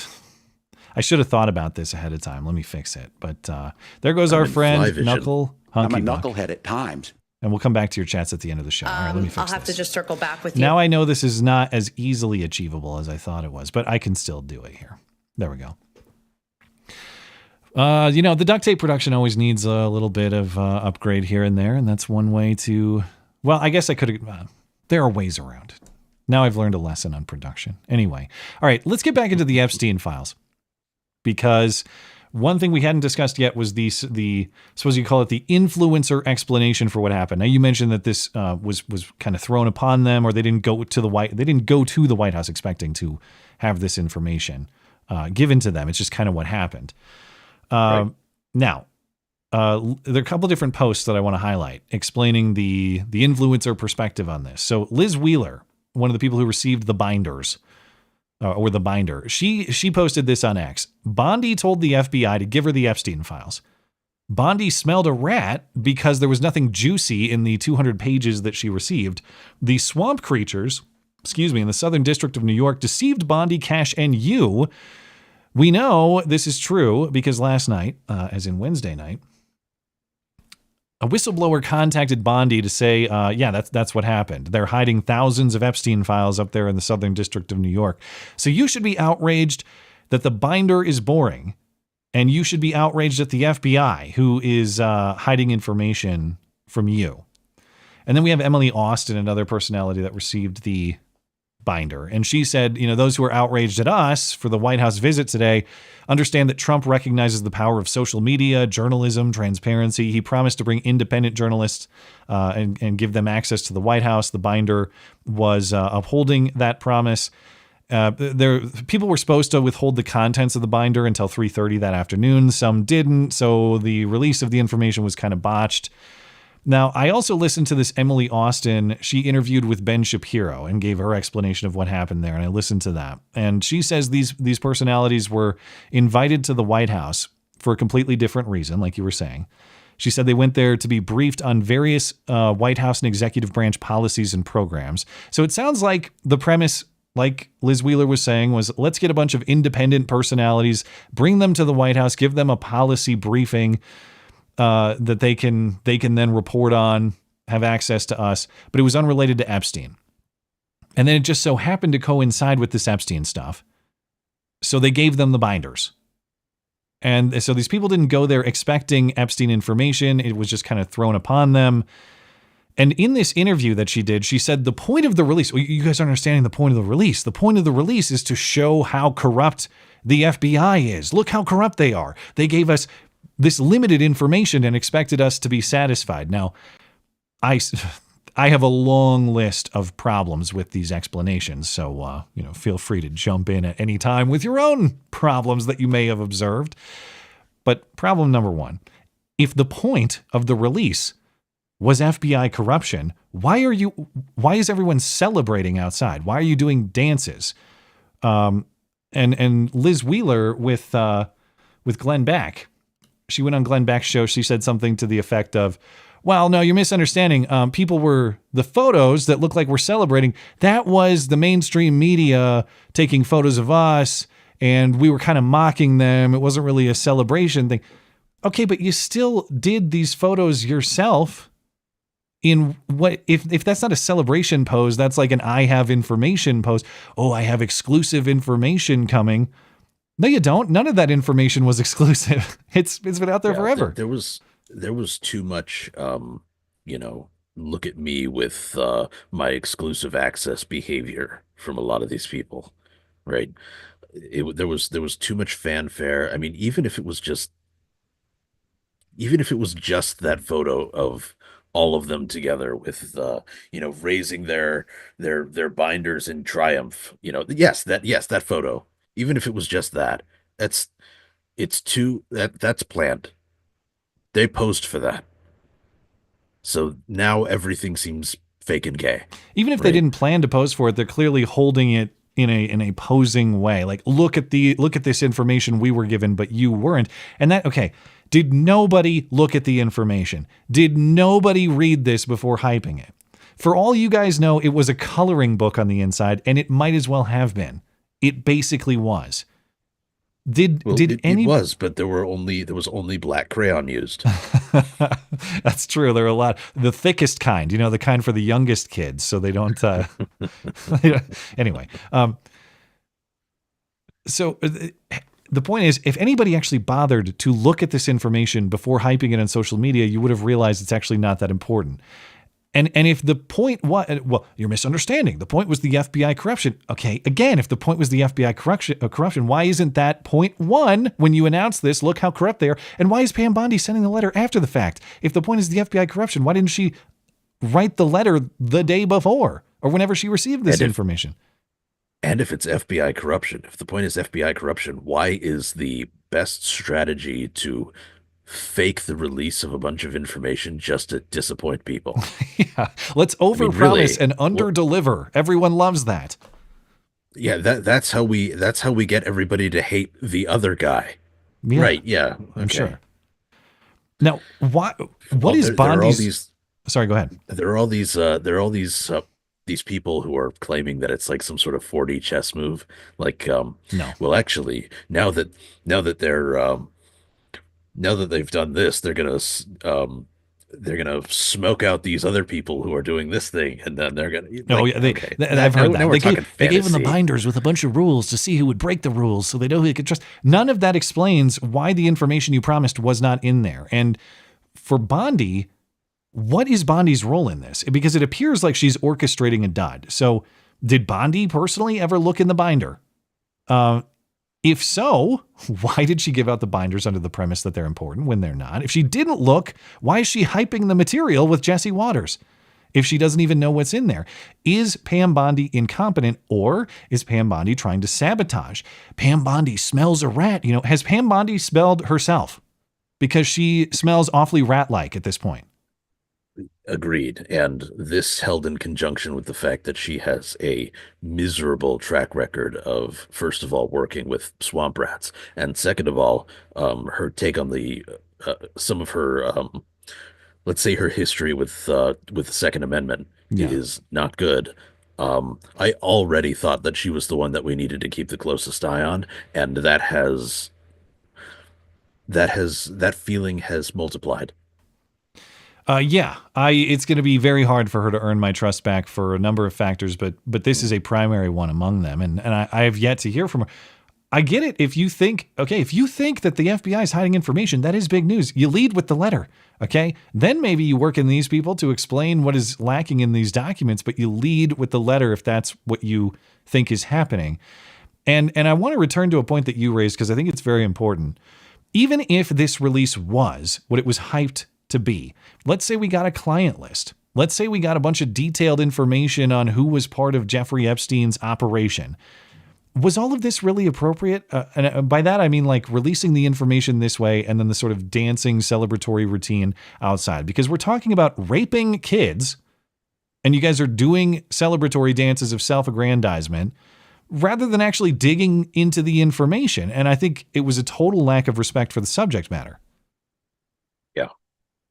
Yeah, exactly. All of the fanfare around this, and I get it. There are things to celebrate about it, right? Let's say that this thing had all of the names of all of everybody on Epstein's client list, all the juiciest names. It was going to be people that we hated their guts, and it also came with an executive order that we could watch them get publicly executed. Let's give us everything we want, and it's I understand there are things there were things that could have been celebratory there, There were things to appreciate about the binder if it was what they said it was.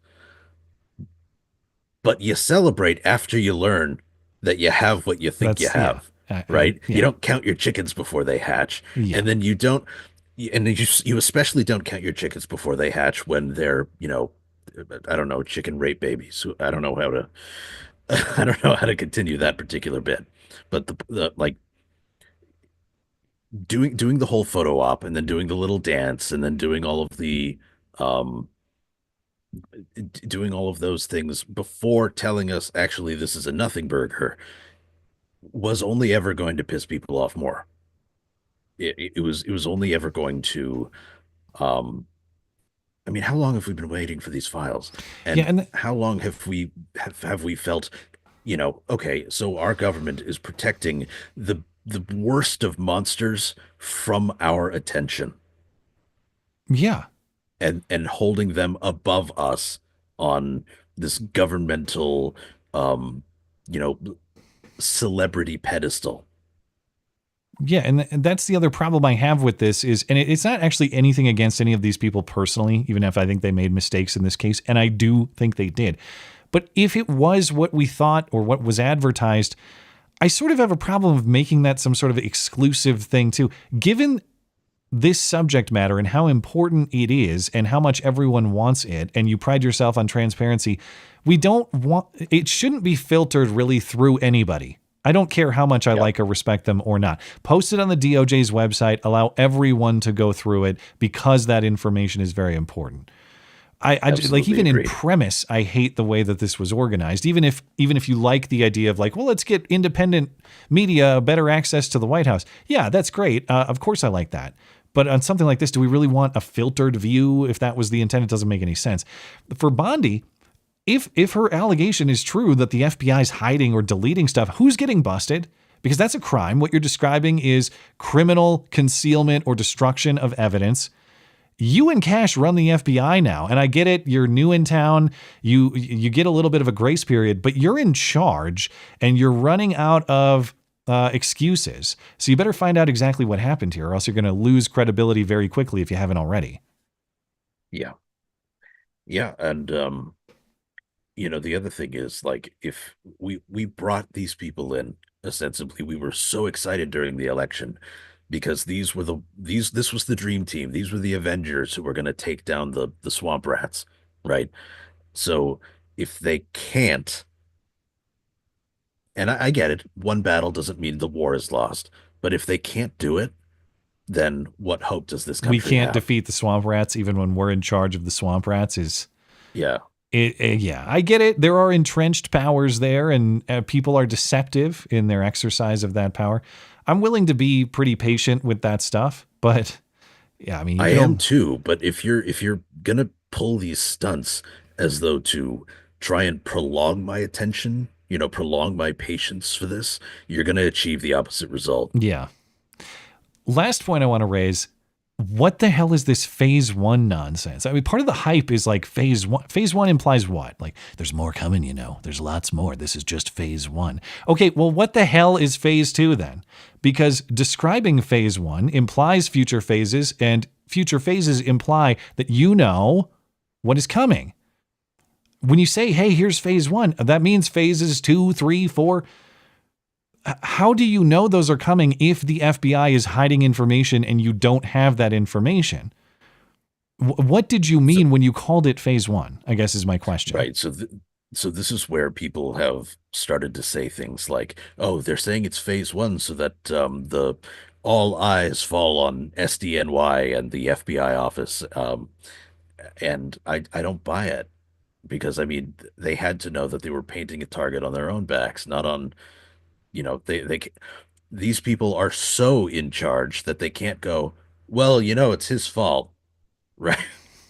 Right? The buck stops with people like Bondi and all that. So then trying to pass the buck down the chain after it's already reached you, it doesn't work. It never has, and I don't see what the purpose of the attempt was.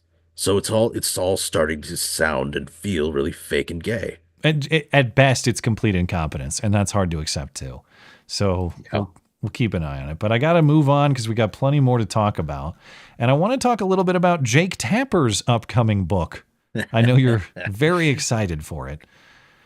But I love this. Jake Tapper, CNN anchor, very exciting announcement this week. He's publishing a new book co-authored with Axios correspondent Alex Thompson, all about the effort to cover up Joe Biden's mental decline in recent years. It's called Original Sin: President Biden's Decline, Its Cover-Up, and His Disastrous Choice to Run Again. And you can get a copy on May 20th. I know you're eager. But here is Jake Tapper announcing the book this week. And we've challenged Democrats and White House officials about it. But Alex Thompson of Axios and I have spent the last several months talking to more than 200 insiders and officials and donors and activists, more willing to talk post-election, of course, to explain the last couple of years in politics and how we as a nation got here with never before heard stories from behind the scenes. You will not believe what was really going on. You can pre-order the book at originalsinbook.com. Would I really not believe it? Because I saw a lot of it myself. It seems entirely plausible, actually. Is it just me, or was his voice shaking a little bit there? I didn't pick up on that, but I wouldn't be surprised if he had a hard time taking himself seriously while saying that. Yeah, I don't know what it was, but he sounded like his voice was wavering, like he was about to cry, or like he was losing getting too nervous to speak straight. Yeah. Well, which, I mean, if I were in his position and I knew there were hours of footage of me engaging in the exact cover-up that I'm pretending to expose, I think I'd feel pretty goddamn nervous too. Oh, I have a clip to that effect in just a moment. But I'm glad you got these hundreds of sources willing to speak about it. It would have been nice to hear from these hundreds of sources during Biden's presidency, though I gather he says they weren't willing to talk. Now Red they are. Co-workers. Well, it turns out there were plenty of people who were willing to talk about Biden's mental decline in recent years. One of them, to your point, was not Jake Tapper, actually. Here is Jake Tapper in October 2020, before the Biden election. He was trying to grill Laura Trump about her comments. She made some comments at a campaign event saying, Biden has trouble speaking. And Tapper is trying to say that she's mocking Biden's stutter, when in fact she's making the point that Tapper, of course, is making now. It's just back then, she was doing it back then when it was actually relevant in American politics. So here it was, October 2020. Every time he comes on stage or they turn to him, I'm like, Joe, can you get it out? Let's get the words out, Joe. You kind of feel bad for him. How do you think it makes little kids with stutters feel when they see you make a comment like that? First and foremost, I had no idea that Joe Biden ever suffered from a stutter. I think what we see on stage with Joe Biden, Jake, is very clearly a cognitive decline. Okay. That's what I'm referring to. It makes me uncomfortable. You have to watch somebody on stage that's so amazing. It's so amazing to me that try and figure out an answer. A cognitive decline. Well, when you're trying to tell me that what I was suggesting was I think that you were mocking his stutter. Yeah, I think you were mocking his stutter, and I think you have absolutely no standing to diagnose somebody's cognitive decline. I would think that somebody in the Trump family would be more sensitive to people who do not have medical licenses diagnosing politicians from afar. Plenty of people have diagnosed your father from afar, and I'm sure it offends you. Your father-in-law from afar. I'm sure it offends you. You suck. Fuck you. How do you think it made kids with dementia feel when she said that?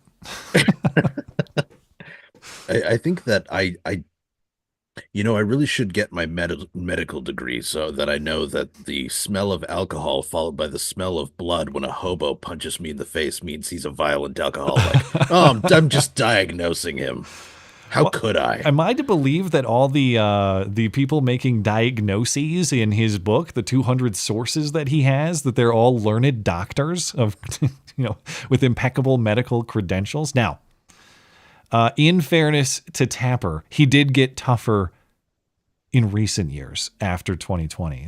This Newsweek coverage highlights a few instances. In 2022, Tapper asked Biden about his age. Tougher just means he asked questions occasionally. He asked him about his age. Hey, you're very old. Your thoughts? Something like that. In 2023, Tapper asked voters about mental sharpness of both Biden and Trump. And then again in 2023, he asked Karine Jean-Pierre about Biden being too old to run for re-election. So he was onto it maybe a little bit before the president, huh? Yeah. He was still part of the cover-up, though. Like, it's not. That's the thing too, is even when he says, like, even if I were to grant this point, like, he's been saying this for a little while prior to the present, it still means that during the 2020 election, he was saying that's kooky, crazy nonsense talk. And then during the presidency that he was defending at the time, he came around to realize, that was actually perfectly sensible and probably correct. Well, he never said anything to that effect, right? He would never besmirch his own ego that way. His reputation already being in the toilet, so I guess who cares? But if he was going to, here's my question: how long ago did he start writing this book? When did he start taking notes? Did he even? Because write if it was during, well, you know what I mean, though. If he was writing the notes down for all of this during the 2024 election, or during the 2020 election, then, you got some splaining to do, Lucy. Yeah, I suppose so. Now, I was wondering about how well this will sell or not. And I know that the meme is that CNN's ratings are based on airport views. And I wondered, will his book sales be based on airport sales? Like, are there people so bored and suffering in their layover? Like, oh my God, I'm bored out of my mind. I'll actually read a Jake Tapper book purchased at an overpriced number from the airport bookstore. Like, how long would the layover have to be for you to consider reading the book? I think I might board a Boeing jet first. I would consider flying Endeavor Air from Minneapolis to Toronto. Yeah. I would seek Canadian healthcare first. All right. Hey, speaking of Minneapolis, there's a Tim Walz update. Our friend Tim Walz. That face. I've become friends with school shooters. Yeah. He's got a lot of great friends.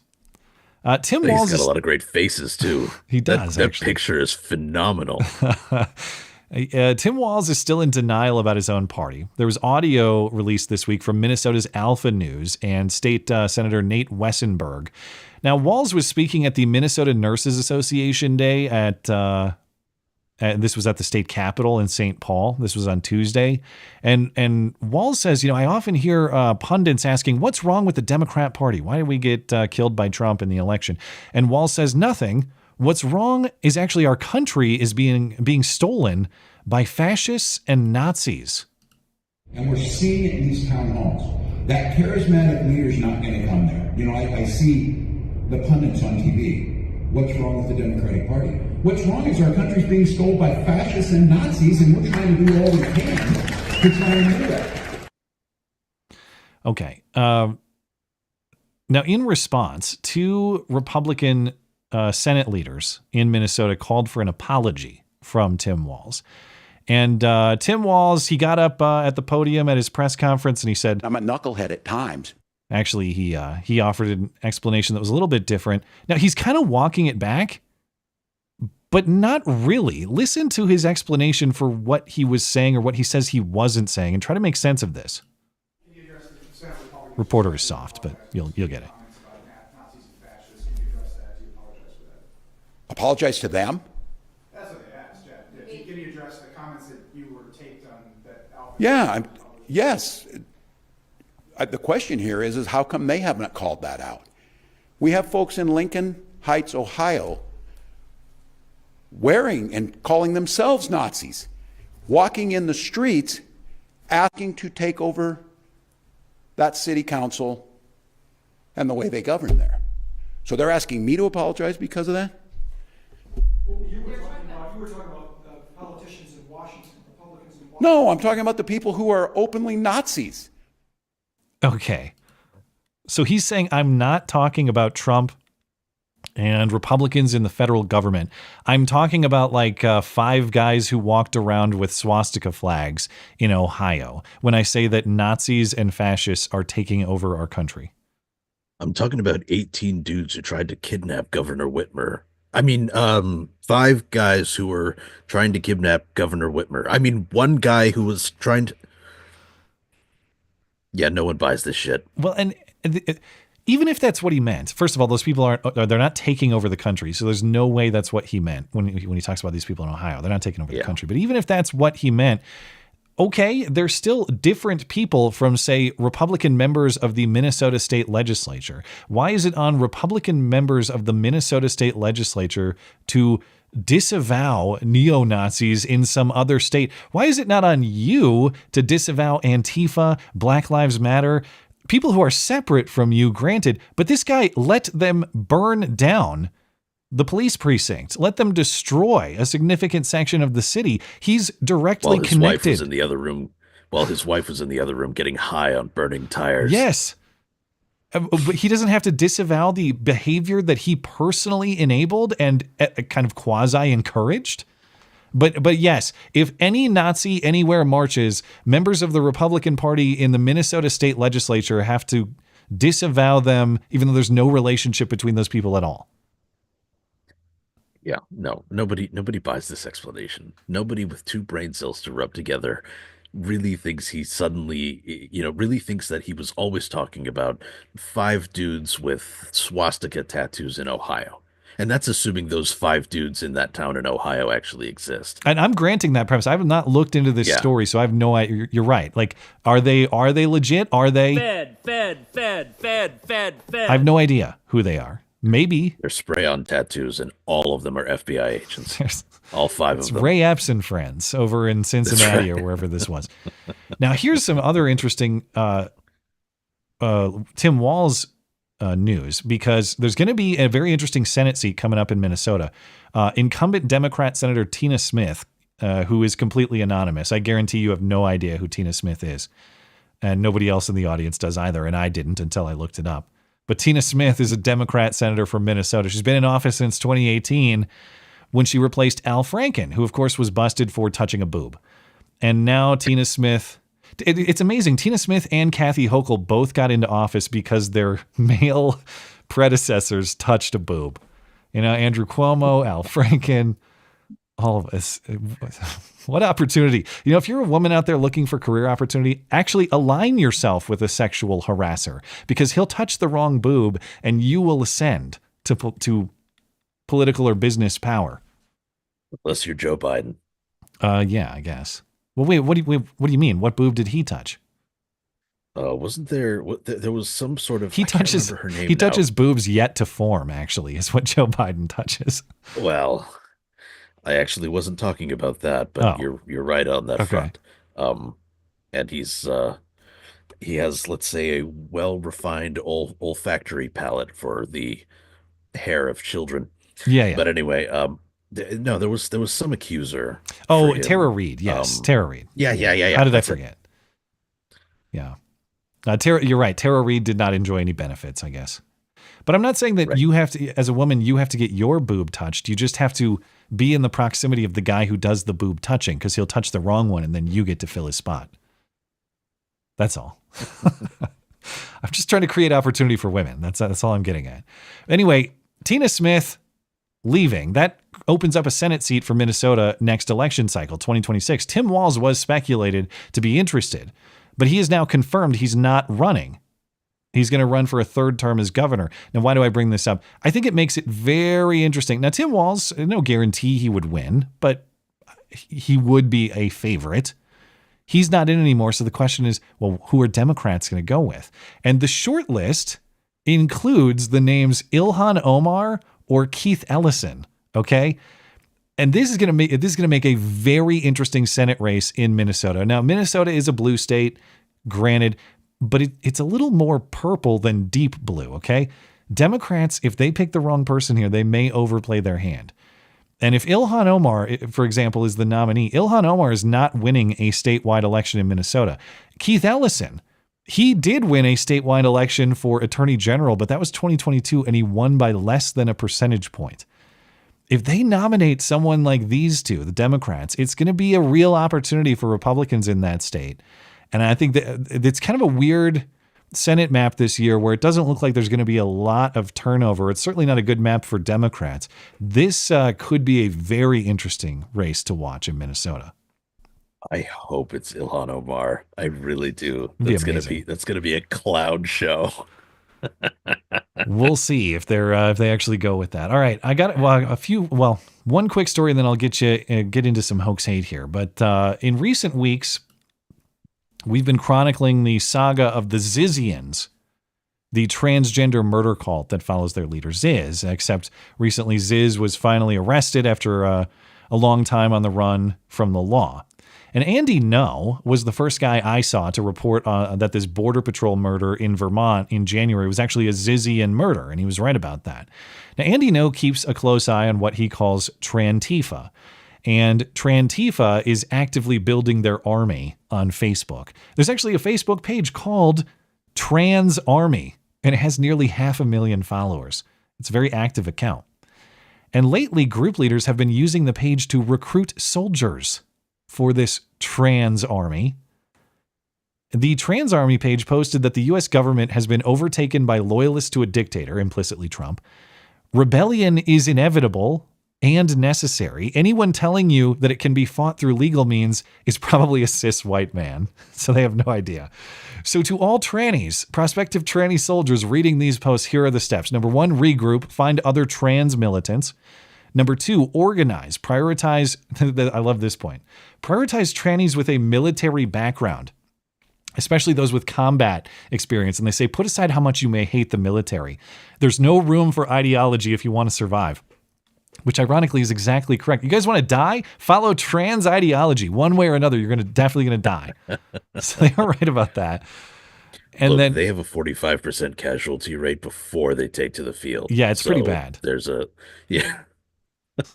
It's like, a Civil War hospital where they're doing triage, and like one guy needs an emergency knee or an emergency leg amputation below the knee, and the other person is like, well, I'm trans, you have to cut my dick off, and they really have to stress figuring out which is the more pressing matter. It's going to be a disaster. The next person needs a blood transfusion because they slit their wrists. Well, yeah, and then you got another problem with that. Many of those people probably have AIDS. I don't know what you do. Anyway, step 3 is act. No, plan. Step 3 is plan. Step 4 is act. But they say you must be decisive with action. No half-assedness. Only half-dickedness or no-dickedness. I don't know. Not exactly clear what act means specifically. But highlighted comments that Andy No has plucked describe security measures to keep all organizing off the grid. So meet in secret, turn your phones off, don't even bring your phones. We're going to organize off the grid. So are trans murder cultists actually strengthening post-Ziz? Fuck around and find out. What do you think? I think this is I think this is going to be wonderful. I think that this is going to be a completely half-assed thing. And a long time ago, I made a joke about how in order to fit in with these places, you need to get you need to wear certain clothing, you need to dye your hair certain colors, and then you need to shape your body in such a way that you can be either described as Timon or Pumbaa. But nothing in between. It's one or the other. Yeah. And then you have the perfect degenerate tranny camouflage, and you can fit in anywhere. Yeah. All right. So, I mean, they say they have a vetting process. They don't want people to bring their phones and stuff like that. And there's a certain extent to which that kind of makes sense. But really, how hard are these places going to be to infiltrate? Let's be perfectly honest. They have to defer to whatever you say. This is my identity. I mean, you can't question it. Exactly. And for years, like I said at the start of the show, I've been forecasting the gay war for years, ever since Lori Lightfoot made a call to gay arms. The next civil war is going to be it's going to be the gay war. That's what we were facing. We might skip that entirely to go straight to the trans war. And okay. Yeah, well, the T's are stepping out of line, right? And Yeah. I mean, no one hates the T's like the L's and the G's, right? Well, the L's beat up everybody, but yeah, I'm sure there is a particular tension. Well, occasionally they need cars to do that, but do you think this is also potentially like another op from Ray Epps' RV at an undisclosed Rocky Mountain location? Fed. In this case, I'm willing to bet that this is legit. I'm willing to bet that this is legit, in part because I really like Andy Ngo and I trust his work. So when he says, you know, there are, you know, tranny murderers, I'm more likely to believe him than, frankly, if MSNBC reported that there will be clouds in the sky tomorrow morning. When Andy Ngo released that headline about a trans murder cult, I thought, like, okay, this seems kind of sensationalist. What's going on? And then I read through it. This is legit. This is 100%. And he was right. There was nothing really sensationalist about it. It was all correct, and few others were reporting on it. So and he's probably onto something. I think he is, because again, you think, oh, nobody else is reporting on this. This has to be crazy. But we've also seen how many of the most recent shooters have been trannies, and nobody's covered that either. There is definitely a trend. And I don't care how many denials. They bury, or they try to bury that, or you know, something to that end. Then there was the Nashville, I think it was the Nashville Manifesto, right? That basically Crowder had to take a claw hammer to people to actually get part of it. I don't think it was ever officially released either. It became a copyright matter, and there were leaks of material, but it was never formally released. Right. Yeah. So I mean, do I believe that there's a trans murder cult, given how insane these people are? Yeah, of course. Of course. I got to say, shout out to Zuck. I'm shocked that they haven't tried to act sooner. Let's put it that way. Shout out to Zuck and his pro-free speech stance. He's so pro-free speech now that he allows trans murder cults to organize on Facebook and talk about killing people openly. So, you know, thanks for coming around, Zuck. I know, you banned the Canadian truckers. You banned Trump for saying fight like hell, but the trans army can actively recruit militants to overthrow the U.S. government and make routine posts, which you can browse on their page about killing people. And that's fine. So thank you, Zuck, for your commitment to principle. We all appreciate it. All right. You ready for some hoax hate? All right. And now the nobody saw it happen, but it's totally a product of Trump's America hoax hate crime of the week. Ah, shit, it's backwards. You think they'll notice? In the San Diego neighborhood of Scripps Ranch, police are looking for 3 suspects who vandalized a rainbow-painted fence at a woman's home. According to police, anti-gay slurs were spray-painted on the fence, and the hoodlums even stole a sign that read, "Hate has no home here." Brittany Fuller says that she painted her backyard fence in the Pride rainbow colors in 2022. She says she wanted to create this for the community as a symbol of love and unity, but it's been targeted more than a dozen times, and most recently was on Valentine's Eve. Fuller says that she heard someone drive by and yell a homophobic slur, and then hours later, the fence was vandalized again. Watch as masked vandals spray paint hate speech on Brittany Fuller's rainbow fence in Scripps Ranch. In the video, one culprit notices the camera. And they climb up and they completely just rip it down. The camera was gone, and so was the no hate sign, but not the video of their faces stored on the cloud. Fuller woke to messages from concerned neighbors. Me being like, oh no, what now? When Fuller walked up to the fence, the hate was already being replaced with love. There was a local mom who was painting over the 4 slurs. She said that she was driving her kiddo to school and she just couldn't drive back by it and not do anything. She first painted the fence in rainbow colors back in 2022. I think this is like number 20, you know, whether it's like eggs or feces or fruit. Recent incidents, including egg throwing on New Year's Eve, caught the attention of the San Diego Police Department's new hate crime unit. We suspect that it's juveniles of some sort committing these crimes, and possibly different groups of juveniles. You know, when you think about these hate crimes that has not been able to cast a shadow on the good that this fence has brought to the community. These heart-shaped signs right here that say XOXO and love, someone from the community brought these out and planted them right in front of the fence shortly after the Valentine's vandalism. Yes, what community benefit? There were small signs that nobody even reads placed there that someone might possibly observe driving by. I really, really like the fact that the cameraman was clearly on the side of the vandals here, because all he did was focus on how shoddy the frickin' paint job was. Like, look at this piece of shit that they vandalized. How horrible is this? Close in on that bit there where, yep, where there's paint dripping down and it looks like it was done by a 4-year-old. Excellent. That'll make a great shot. Well, this is the thing too. Well, look at the benefit to the community. Is it a benefit? Now, I hate HOAs. Okay. In general, you know, I've been harassed by various HOAs for ticky-tack bullshit.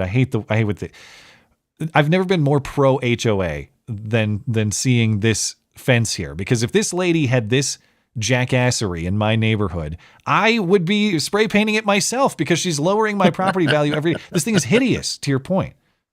What is the community benefit? Oh, someone said love on it. Okay, but it is ridiculous and it looks like absolute crap. So maybe her neighbors are doing it. They've thrown feces at the fence. I would throw shit at the fence too if you did that to my neighborhood, lady. And that would be kind. I have a dog. I have an I have a forever supply, an infinite supply of ammunition for this purpose. Fecal ammunition, Raju Mahan. Fecal ammunition. Yeah. I will buy a slingshot and I will fill it with shit. Now, it's the only thing I will use that slingshot for. She says this gets vandalized all the time. It's been vandalized dozens of times. I looked back one time, it was vandalized in 2022, right on Pride weekend. What are the odds? Oh my God. This looks like an attention farm for a deranged person. So she wants the poop thrown at her property, actually, because she needs that attention. And I was thinking about this. Now, someone would say, well, how could it be fake? There's footage. Look, there's the suspect. First of all, these people aren't identified. We have no idea who they are. The reason I know this is fake is not just because it fits the pattern of these things. But did you catch the story she told about, oh, it was vandalized and they wrote anti-gay slurs. And then a mom driving her kid to school saw it and thought, I can't allow that to stand. I'm going to take action myself and go and paint over this. 0% chance that is true. No, if I saw vandalism on my neighbor's house that was legit, there is 0 chance that I'm getting paint and going and painting on his property. Number one, because it's not my place to do it. It's not my property. It actually is vandalism yourself. But number two, if you actually believe this is a hate crime, you are destroying evidence. Why would you? If you want that person brought to justice, don't interfere with the scene, you idiot. It didn't happen. And more than that, I mean, what more is that fence if not a cry for attention?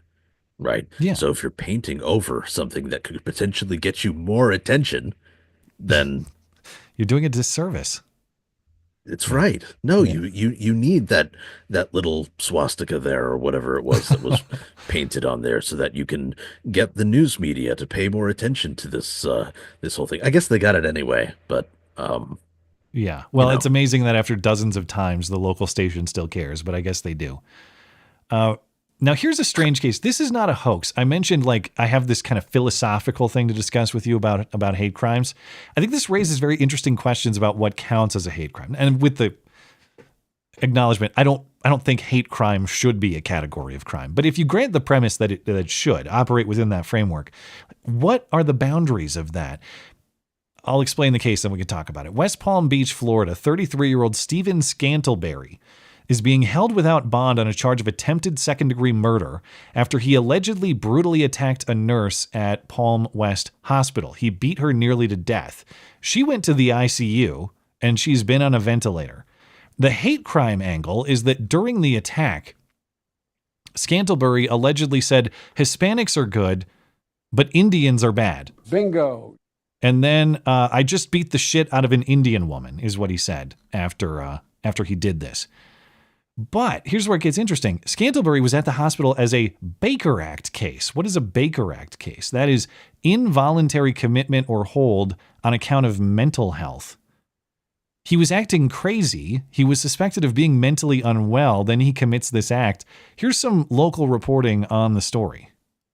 Scantlebury is accused of savagely beating 67-year-old nurse Leela Lal inside Palms West Hospital earlier this month. He had been admitted as a patient, later identified as a Baker Act case, and moved to the third floor while staff arranged for his care. Now, the courtroom was packed today as experts, witnesses, and even Scantlebury's wife, Megan, took the stand. She defended him, saying he has never been violent in their 12 years of marriage. But prosecutors painted a very different picture, arguing that Scantlebury is both a danger to the community and a flight risk due to his ties to Canada. Prosecutors say that Scantlebury made a comment after the attack that really targeted Law's Indian heritage. Okay. Now, you would expect his wife to defend him. She said her husband had been acting paranoid for days. Okay. But it's not just his wife's commentary that this guy was crazy, or that says he was. You can see in the news report there's some clips of what looked like a shirtless guy running around on the road. That is actually, is that him? That's Scantlebury. Yeah. The footage is after he escaped the hospital. So he had some kind of episode, attacked this woman, ran out of the hospital. He's running around on the road with just underwear on or boxer shorts. He's got bloody hands, presumably from whatever physical encounter he just had. And he approaches a driver on the road. He says, "They're trying to kill me. They're trying to kill me." He jumps on the guy's hood. He then is detained by hospital security personnel. We have witness testimony to his loopy behavior. The guy is loopy. Something went wrong with him. And this has me wondering, have we ever seen an insanity or a mental health defense for a hate crime? Because prosecutors have officially added a hate crime enhancement on the charge of attempted second-degree murder. It's very interesting to me. They say, well, he said, "I just beat up an Indian woman." So that tells us he knows what he was doing. Well, what about when he ran out on the street and said, "They're trying to kill me. They're trying to kill me. You have to help me." And he's jumping on the hoods of cars. Why is that not demonstration of his insanity? And I invite your thoughts about insanity as a hate crime defense, or if hate crime charges are even appropriate. Well, I don't think, even if we grant the idea that that a hate crime should be even a category, I definitely think if he's having some kind of psychotic break and then suddenly he's yelling about Indians, then is that really what you're focused on, the Indians, or are you more focused on the fact that the guy's running around in traffic in his underwear? I realize that's sort of the point that you were goading me towards. Yeah. But people are so fixated on race these days that they'll look at an obvious case of just, okay, this guy's got a screw loose. Something snapped in his brain and he's gone completely haywire, and go, well, but he said the N-word. Yeah, exactly. So isn't it and so now much we have worse? to put him away for the rest of his life. Exactly. This is it's just so hilarious. Democrats, progressives, people are in favor of restorative justice, and we don't want to be punitive. I'm not saying all, I don't know the prosecutors in this case. I should be fair. I don't know what political loyalty they may have. I'm just guessing. But in context of violent crime, many times we hear well, we have to restore them. We don't want to punish them. We have to restore them. Unless they're white. Unless they said, "I hate Indians." Then it's this guy's biggest crime that is that he was nuts while white. Yes. Yeah. Yeah, it does seem so. And I get the comment. I guess I get the premise of the comment they said he made, that I don't like Indians, but I do like Mexicans, or whatever it was. One of the comments was just, "I beat up an Indian woman." And that's, as far as I gather, basically a statement of fact. He did indeed beat up an Indian woman. Now, if I beat up an Indian woman this is the part where we learn she's actually from Guatemala or something. Or yeah, Kamala Harris. She's actually, I guess with Kamala, it's the reverse. This woman claimed to be black, but she's actually Indian, whatever. But, or she could be Steven Seagal. She's anything she needs to be at any given time. Yeah, maybe. Although I saw a photo. She looks pretty legit Indian. I don't know. Is there a photo in any of these stories? maybe not. I know one's out there. Anyway, you can look it up. You can find it. But okay. Last story I have for you is an update in the case of Sam Nordquist. It's actually not even really an update. It's just Canadian, the CBC, Canadian News, questioning what really happened. But Sam Nordquist is this Minnesota transgender woman, as in a woman who presented as a man, who went out to Western New York to meet other rainbow people in September and then did not return home as planned in October. And then the family reported her missing sometime early in the year. And then investigators finally tracked her down last month. And it was the discovery of her body after she had been tortured to death, apparently including penetration by broomstick and table leg. That's disgusting. Yeah, this was in my neck of the woods too, wasn't it? Where she was found. I don't know where. It's somewhere in Western New York. I don't know the town. How do I pronounce this? Canandaigua? Do you know where that is? Yeah, I do. Is it close to you? Not too terribly. It's not too terribly far from where I am. It's I could drive there in a relatively short period of time. All right. Well, you should go investigate and figure out what happened. No. Many insisted when the news broke that this had to be a hate crime because of the transgenderism of Nordquist. But investigators in New York said it's not a hate crime because actually the 7 people they've arrested for killing her were all friends or associates of her. One was a roommate, and most or all of them are some kind of gay or tranny or something like that. They're all of rainbow alphabet people.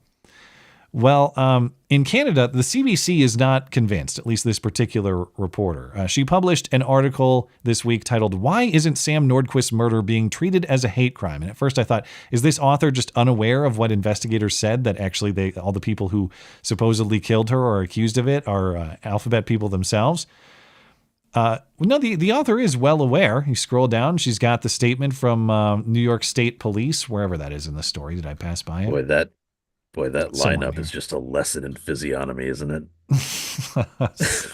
There's some rough draws in there, I would say. Yeah. Yeah, the statement from State Police saying, no, it was definitely a bunch of alphabet people that did this, so we're not calling it a hate crime because there's no evidence of a hate crime. Okay, so that's included in there, but then you scroll down a little bit further and there's more to this, or there's more questioning to the story. Sorry, I had this highlighted, but now the highlights are gone. Let me find. Okay, so here's the quote from the story. The police statement, however, still leaves a lot of questions unanswered and echoes the misperception that hate crimes must be committed by strangers, said Barbara Perry, a hate crime expert and do I count as a hate crime expert yet? Have I earned that title? How do you get that title? Okay, director of the Center on Hate, Bias, and Extremism at Ontario Tech University. I guess that's it. You have to have collegiate credibility. The alleged perpetrators... You have to run some fake, stupid organization on some bullshit campus. You have to be USAID funded, yeah. That's right. The alleged perpetrators being part of the 2S LGBTQ plus community also doesn't eliminate the possibility that transphobia was a motivating factor in Nordquist's murder, she said. Even with a broad bundle of communities, there is anti-trans sentiment as well. I get you, fucking bitch. And that's true. There is a lot of troon-on-troon violence, dyke-on-dyke violence.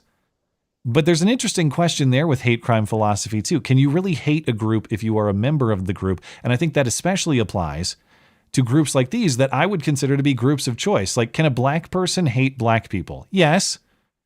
But to be gay or trans, just ask Joshy Boy. doesn't that, that's his second callback tonight. He's really cashing in. So can it, insofar as the alphabet lifestyle requires behavioral participation and is, I think everyone would grant, is at least more of a choice than, say, your race, unless you're Rachel Dolezal or something. If you're a member of that group, can you really hate that group? I don't think it's possible. Why would you participate in the behavior if you hate the behavior? Yeah, I agree. So first of all, this is an American case featuring Americans, right? So I'm going to go ahead and take anything that the Canadian Broadcasting Corporation has to say with a a state's worth of salt, but the 51st state's worth of salt. That's right. Yeah. Yes, and their stupid governor. Okay, but the idea that you can hate a behavior that you choose to engage in actually does sort of make sense to me in and of itself, because you can do self-destructive things and then know that it's self-destructive and keep doing that self-destructive thing. And right? hate others So you can for hate your participating own in the behavior too. Yes. Okay. It's like, well, I love pounding black tar heroin, but pounding black what? I don't know. I don't know anything about drugs, man. But I don't know. Do you inject that shit? I have no idea. I'm just wondering what you're pounding. That's all. Carry on. I have no idea. But I like doing drugs, but that druggie over there acts crazy when he does it. So I hate that guy. Okay. All right. So I think it's fundamentally possible to hate a group that you are in for their behaviors and their choices. Having said that, does that make anything worth that? Actually, I kind of like this because that renders all hate crimes meaningless. How so? In that, if you can hate a group that you're in, it no longer matters if hate is a factor in the crime. I'm not sure I follow. Explain. So if you can choose to be in a group, yeah, and then you choose to hate that group, yeah, but continue to choose being in that group, and then you get accused of a hate crime, now we have set a precedent where there is no combination of things that cannot be a hate crime. That can't possibly be a hate crime. So if everything can be a hate crime, then let's charge everything as a hate crime. Okay, yeah. Well, I mean, and then nothing's a hate crime. Yeah. In theory, every deliberate crime is a hate crime. Obviously, crimes of negligence or recklessness might not be. But if you're intentionally targeting a person, it's not because you love them. You're doing it because you have some sort of dislike of them. But what if you're Seidelberry and you're committing a crime because you're nuts? Yeah. I mean, I guess you might be crazy too. But a couple other pieces of this story that I think are worthy of attention. The hate crime distinction in this case doesn't matter legally. It is a murder case. Prosecutors are going to be seeking maximum charges and penalties. So in New York, that hate crime enhancement wouldn't even matter if applied. It does nothing. Another telling admission in the propaganda that is this story. Where's the quote here? Part of the evidence that you can hate a group that you're a member of in this way, or that maybe being part of the alphabet people doesn't mean you can't hate the alphabet people. It says, after all, 30% of trans killings are committed by someone known to the victim, including intimate partners. Well, yes, but that demonstrates that these claims about trans murders are not, in fact, hate issues. It is fraudulent blowies from trannies. If trannies would stop misrepresenting themselves and engaging in sex acts on the basis of that misrepresentation, there would be fewer of these killings. The fact that it's disproportionately intimate partners tells you the sort of behavior that is creating this problem. And the last note. And if you exist in a community where you're blowing everyone, and therefore everyone in your community is an intimate partner, yeah, of course you're going to be killed by an intimate partner. Everyone is one. Yeah, that's the only people who could kill you. And I mentioned there's no such thing as a love crime. I guess the fraudulent blowy is a love crime. I guess I stand corrected. I mean, they're not doing it out of hate, but it's still a crime. All right. Last thing, this is the part. I know it's a little bit personal and maybe a little bit unfair, but this is public and I'm going to do it anyway. Now, I mentioned a challenge for you because we were talking about people that look like exactly what you'd expect them to look like. If I had to ask you to describe the appearance of the reporter who wrote this story, what would you say? Remember what I said earlier about tranny camouflage? Go on. A little more detail. Degenerate Okay. I'm picturing white giant glasses, weird haircut of a bizarre color, overweight probably, but possibly anorexic. Okay. That's a wide range, but I get what you mean. It's either Timon or Pumbaa. Yeah. Yes, exactly. I'm still going to award you a bingo. You basically nailed it. All right. Not quite. The haircut is actually pretty normal, but the big glasses, Is that a surprise? She closed her mouth. If she closed her mouth, it would look like this. That the Tim Walz special. Now, yes, the fish mouth. She is the equivalent of Joshy Boy. When I pictured what this person would look like in my head, it's in only that way, Joshy Boy. In only that way. When I pictured her, what she would look like in my head, that's exactly the image that came up. All right, we got to get to Super Chat. I know it's late for you on the East Coast, so I invite you to stick around for Super Chat. But if you got to get going, that's fine too. What do you think? I'm good to stick around. All right, well, let's close it out. Let me see what we got. Now, thank you guys for being patient in Super Chat tonight with sort of a show that the structure of the show kind of got blown up in the middle of the day for me. So I know you guys have waited for a while, and I appreciate that. Let's get back to YouTube and Tippy. Tortuga. Oh, that's the one that we got before the break. Thank you, Tortuga. Great White says Zelensky is upset about not having the cards that Trump had mentioned because he had been told that he was there to play Spicy Twister with Matt. All right. I didn't know. Was I supposed to be at the White House for the binder release? And I guess I was supposed to hang out to catch up with Zelensky too. I don't know. You didn't get the memo, huh? I guess not. Doesn't seem like many did this week. Walzy, if Zelensky returns to sign, no press conference, no lunch, sign and go. Well, I do agree that insofar as this became a show, and it does seem like a lot of the show was at Zelensky's will, you cannot give him an opportunity for another show, for sure. It has to be behind closed doors. Yeah, he's burned. He should have burned a lot more opportunities than that. Let's be honest. Yeah. He should not. He should no longer have any say in how this goes. All right, now he has to sign it with his dick. Actually, just piano style. He has to. Cringe. Oh, come on. I thought that was Esoteric Unbound. You're making too little of Zelensky's sartorial. That's a vocabulary word I don't know. His sartorial snub. He clearly was dressed to poke Trump in the eye. I figure Shapiro's take is on the money. Z-Man was trying to rally Ukrainians behind him to avoid being whacked after he signs a deal. Okay, so maybe maybe there was more intent behind what he's doing. Like maybe he wanted to go pound his chest and make a show before he was going to sign it because he knew he was going to sign it. I still don't get why that's a good play though. I'm not sure I buy this. In part because I think I would need to be convinced more of Zelensky's, how do I put this, political acumen, which I don't think he's shown a great deal of. Because I think he's gone around publicly backstabbing people too many times to really demonstrate that he has this Trumpian ability to make deals and sort of be on good terms with as many people as possible, if not everyone. So instead, he just seems to be pissing as many people off as he can. And if that means he's going to get whacked by the Ukrainians at the end of all this, then why does he come to the United States to piss off Trump? I guess I'm not putting that particular connection together. Yeah, I guess it's hard to see how one counters the other. But maybe there's obviously it's hard to explain it all in a super chat. So if I missed a point, definitely email me. Esoteric Unbound. I appreciate it. One-man band maritime law. That's what we're looking for with the how do you have justice on ships? It's the old maritime law. But I don't know how that works.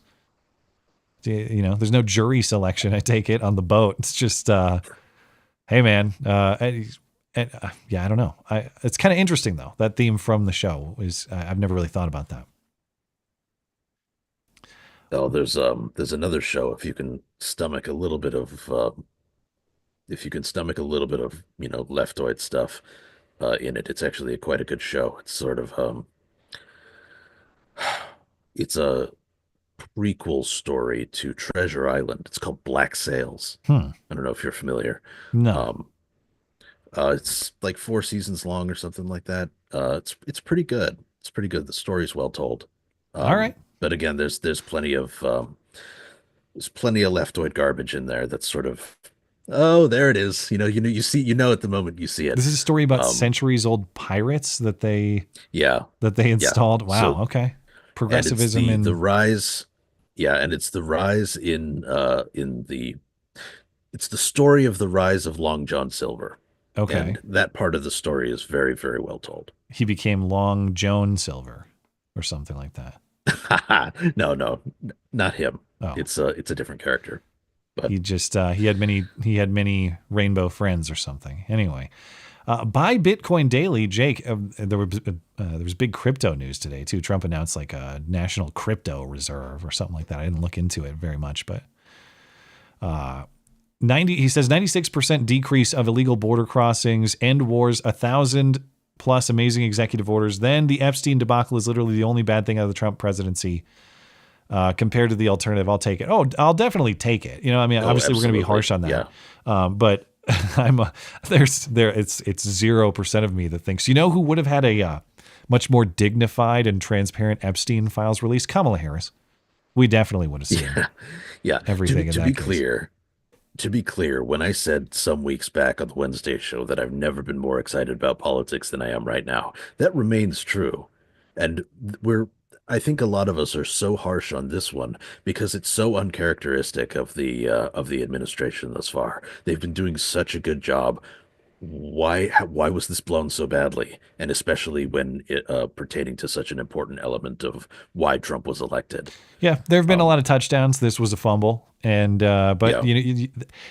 with the sports analogy, you do the same thing with sports analysis. Like, especially with great players, like when excellence is the expectation, when the performance is so far below the expectation, as this Epstein Files thing was, you get pissed off. Yeah. Kaiser and Gilroy. Zelensky is a loser. It is cheering section from all over the world are losers too. Free ride is over. I'm tired of my tax dollars funding another loser in another endless war. Well, yeah, God bless Doge then.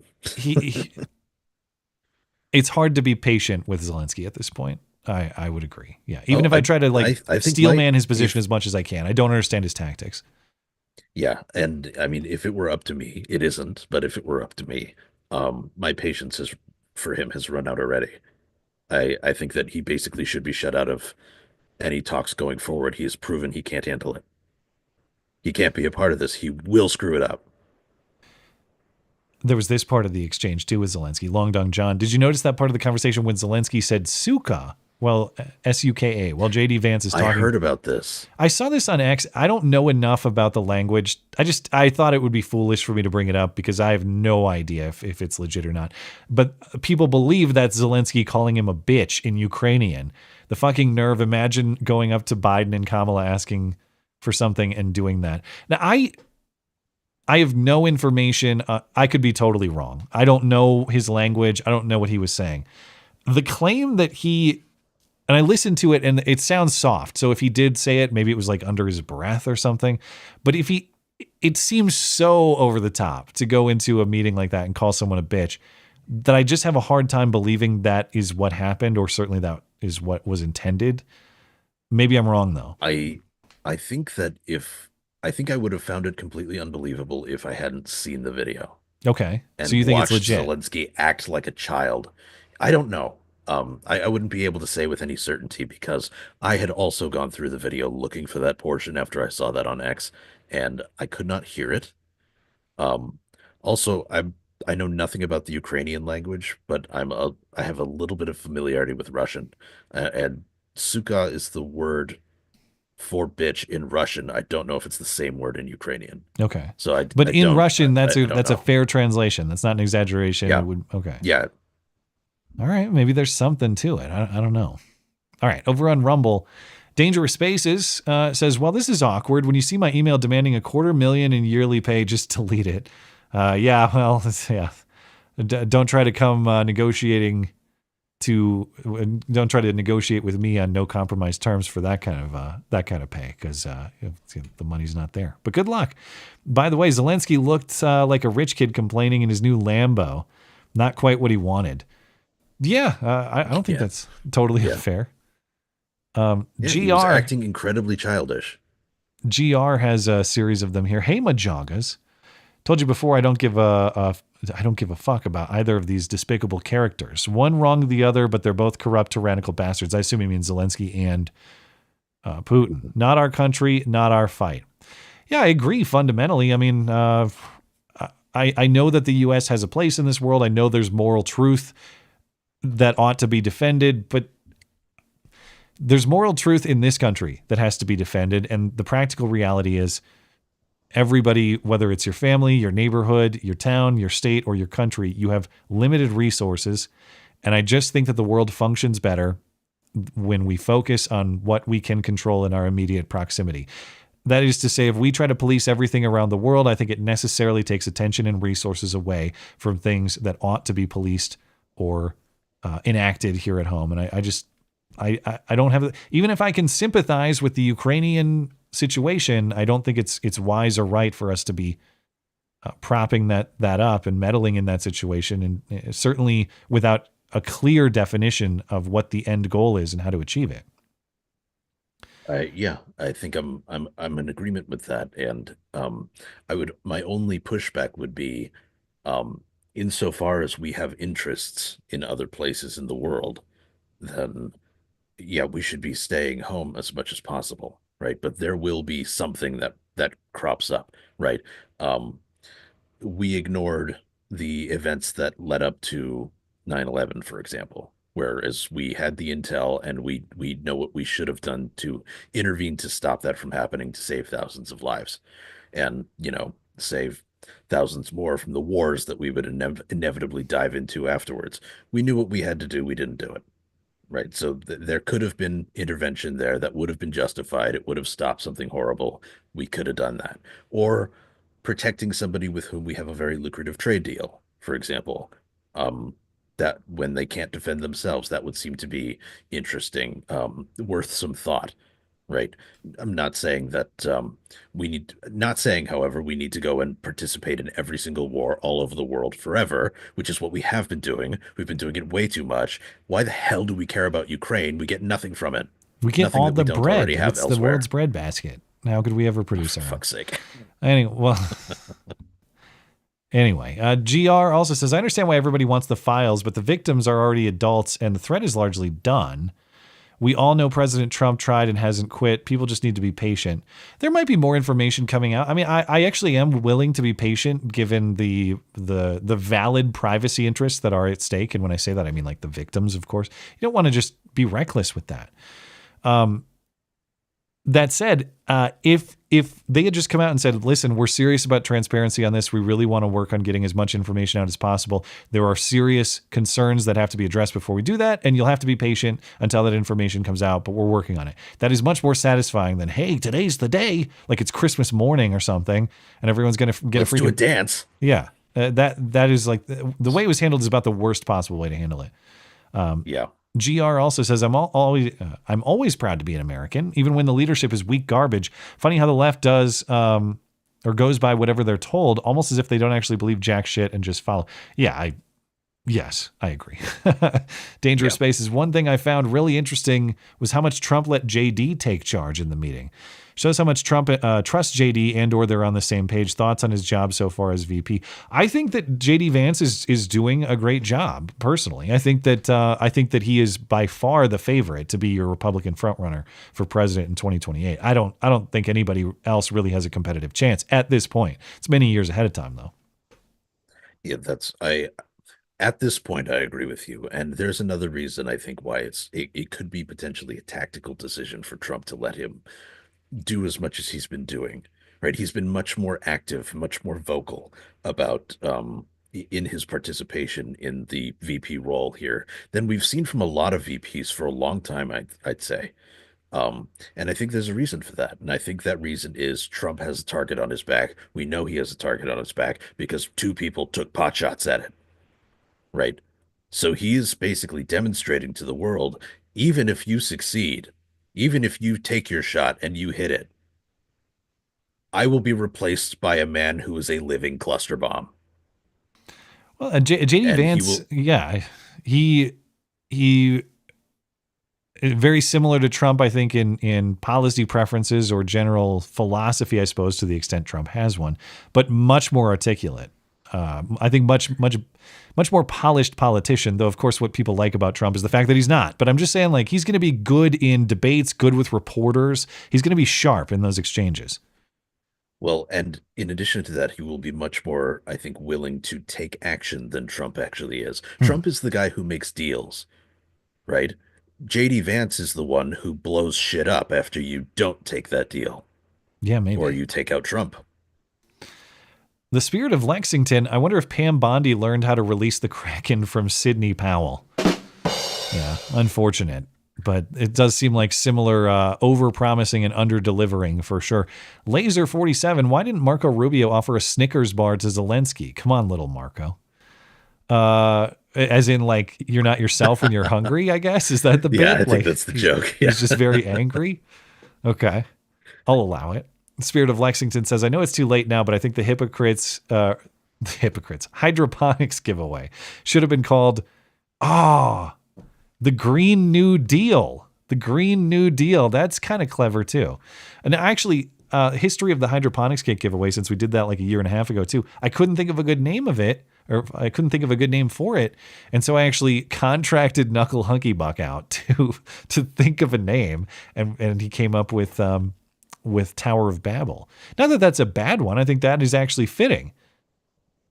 But the Green New Deal is kind of interesting too. Yeah, that never came up. That's clever. Maybe next time. Appreciate it. Dangerous Space has been waiting to see the merch store update. Looks like I'm going to have to get a new shirt or two to wear for the work uniform, like I did back in the Collins show. Well, just message me, Tim. I'll get you a shirt. All right. Also says, hey, Jake, everybody can recognize mental and physical problems. They're called symptoms. You don't need to be a doctor to recognize them. And it's what leads us to go to a doctor or hospitals in the first place, you moron. Yeah, I mean, you don't necessarily, you can recognize symptoms without making a diagnosis, for sure. I know what having a cold feels like. I don't need to actually have an MD myself to be able to go, yeah, I probably shouldn't go into work today. All right. That's all of the chats. We're good on YouTube, Tippy, Rumble, Odyssey, DLive. All right. Anything else you want to say before we're out of here? No, I think we're all set. All right. Well, thank you to everybody who made the live show a success this evening. Appreciate your chats, your super chats. Appreciate you, Batman, for sitting in tonight and on short notice. So it was fun. Of course, my pleasure. Thank you for your time. And if you're listening on demand later, thank you kindly as well for supporting the show. Of course, thanks to producer Tim for his help this evening and every other evening also.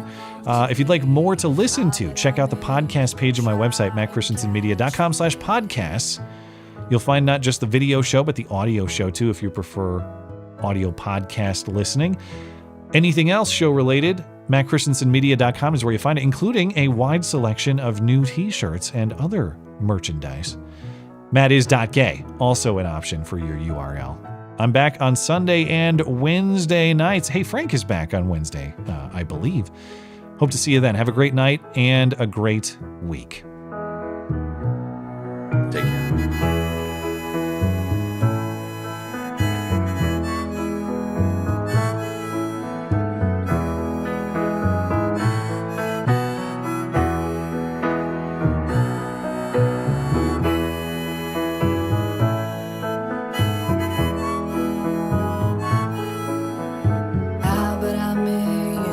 Try and catch the wind.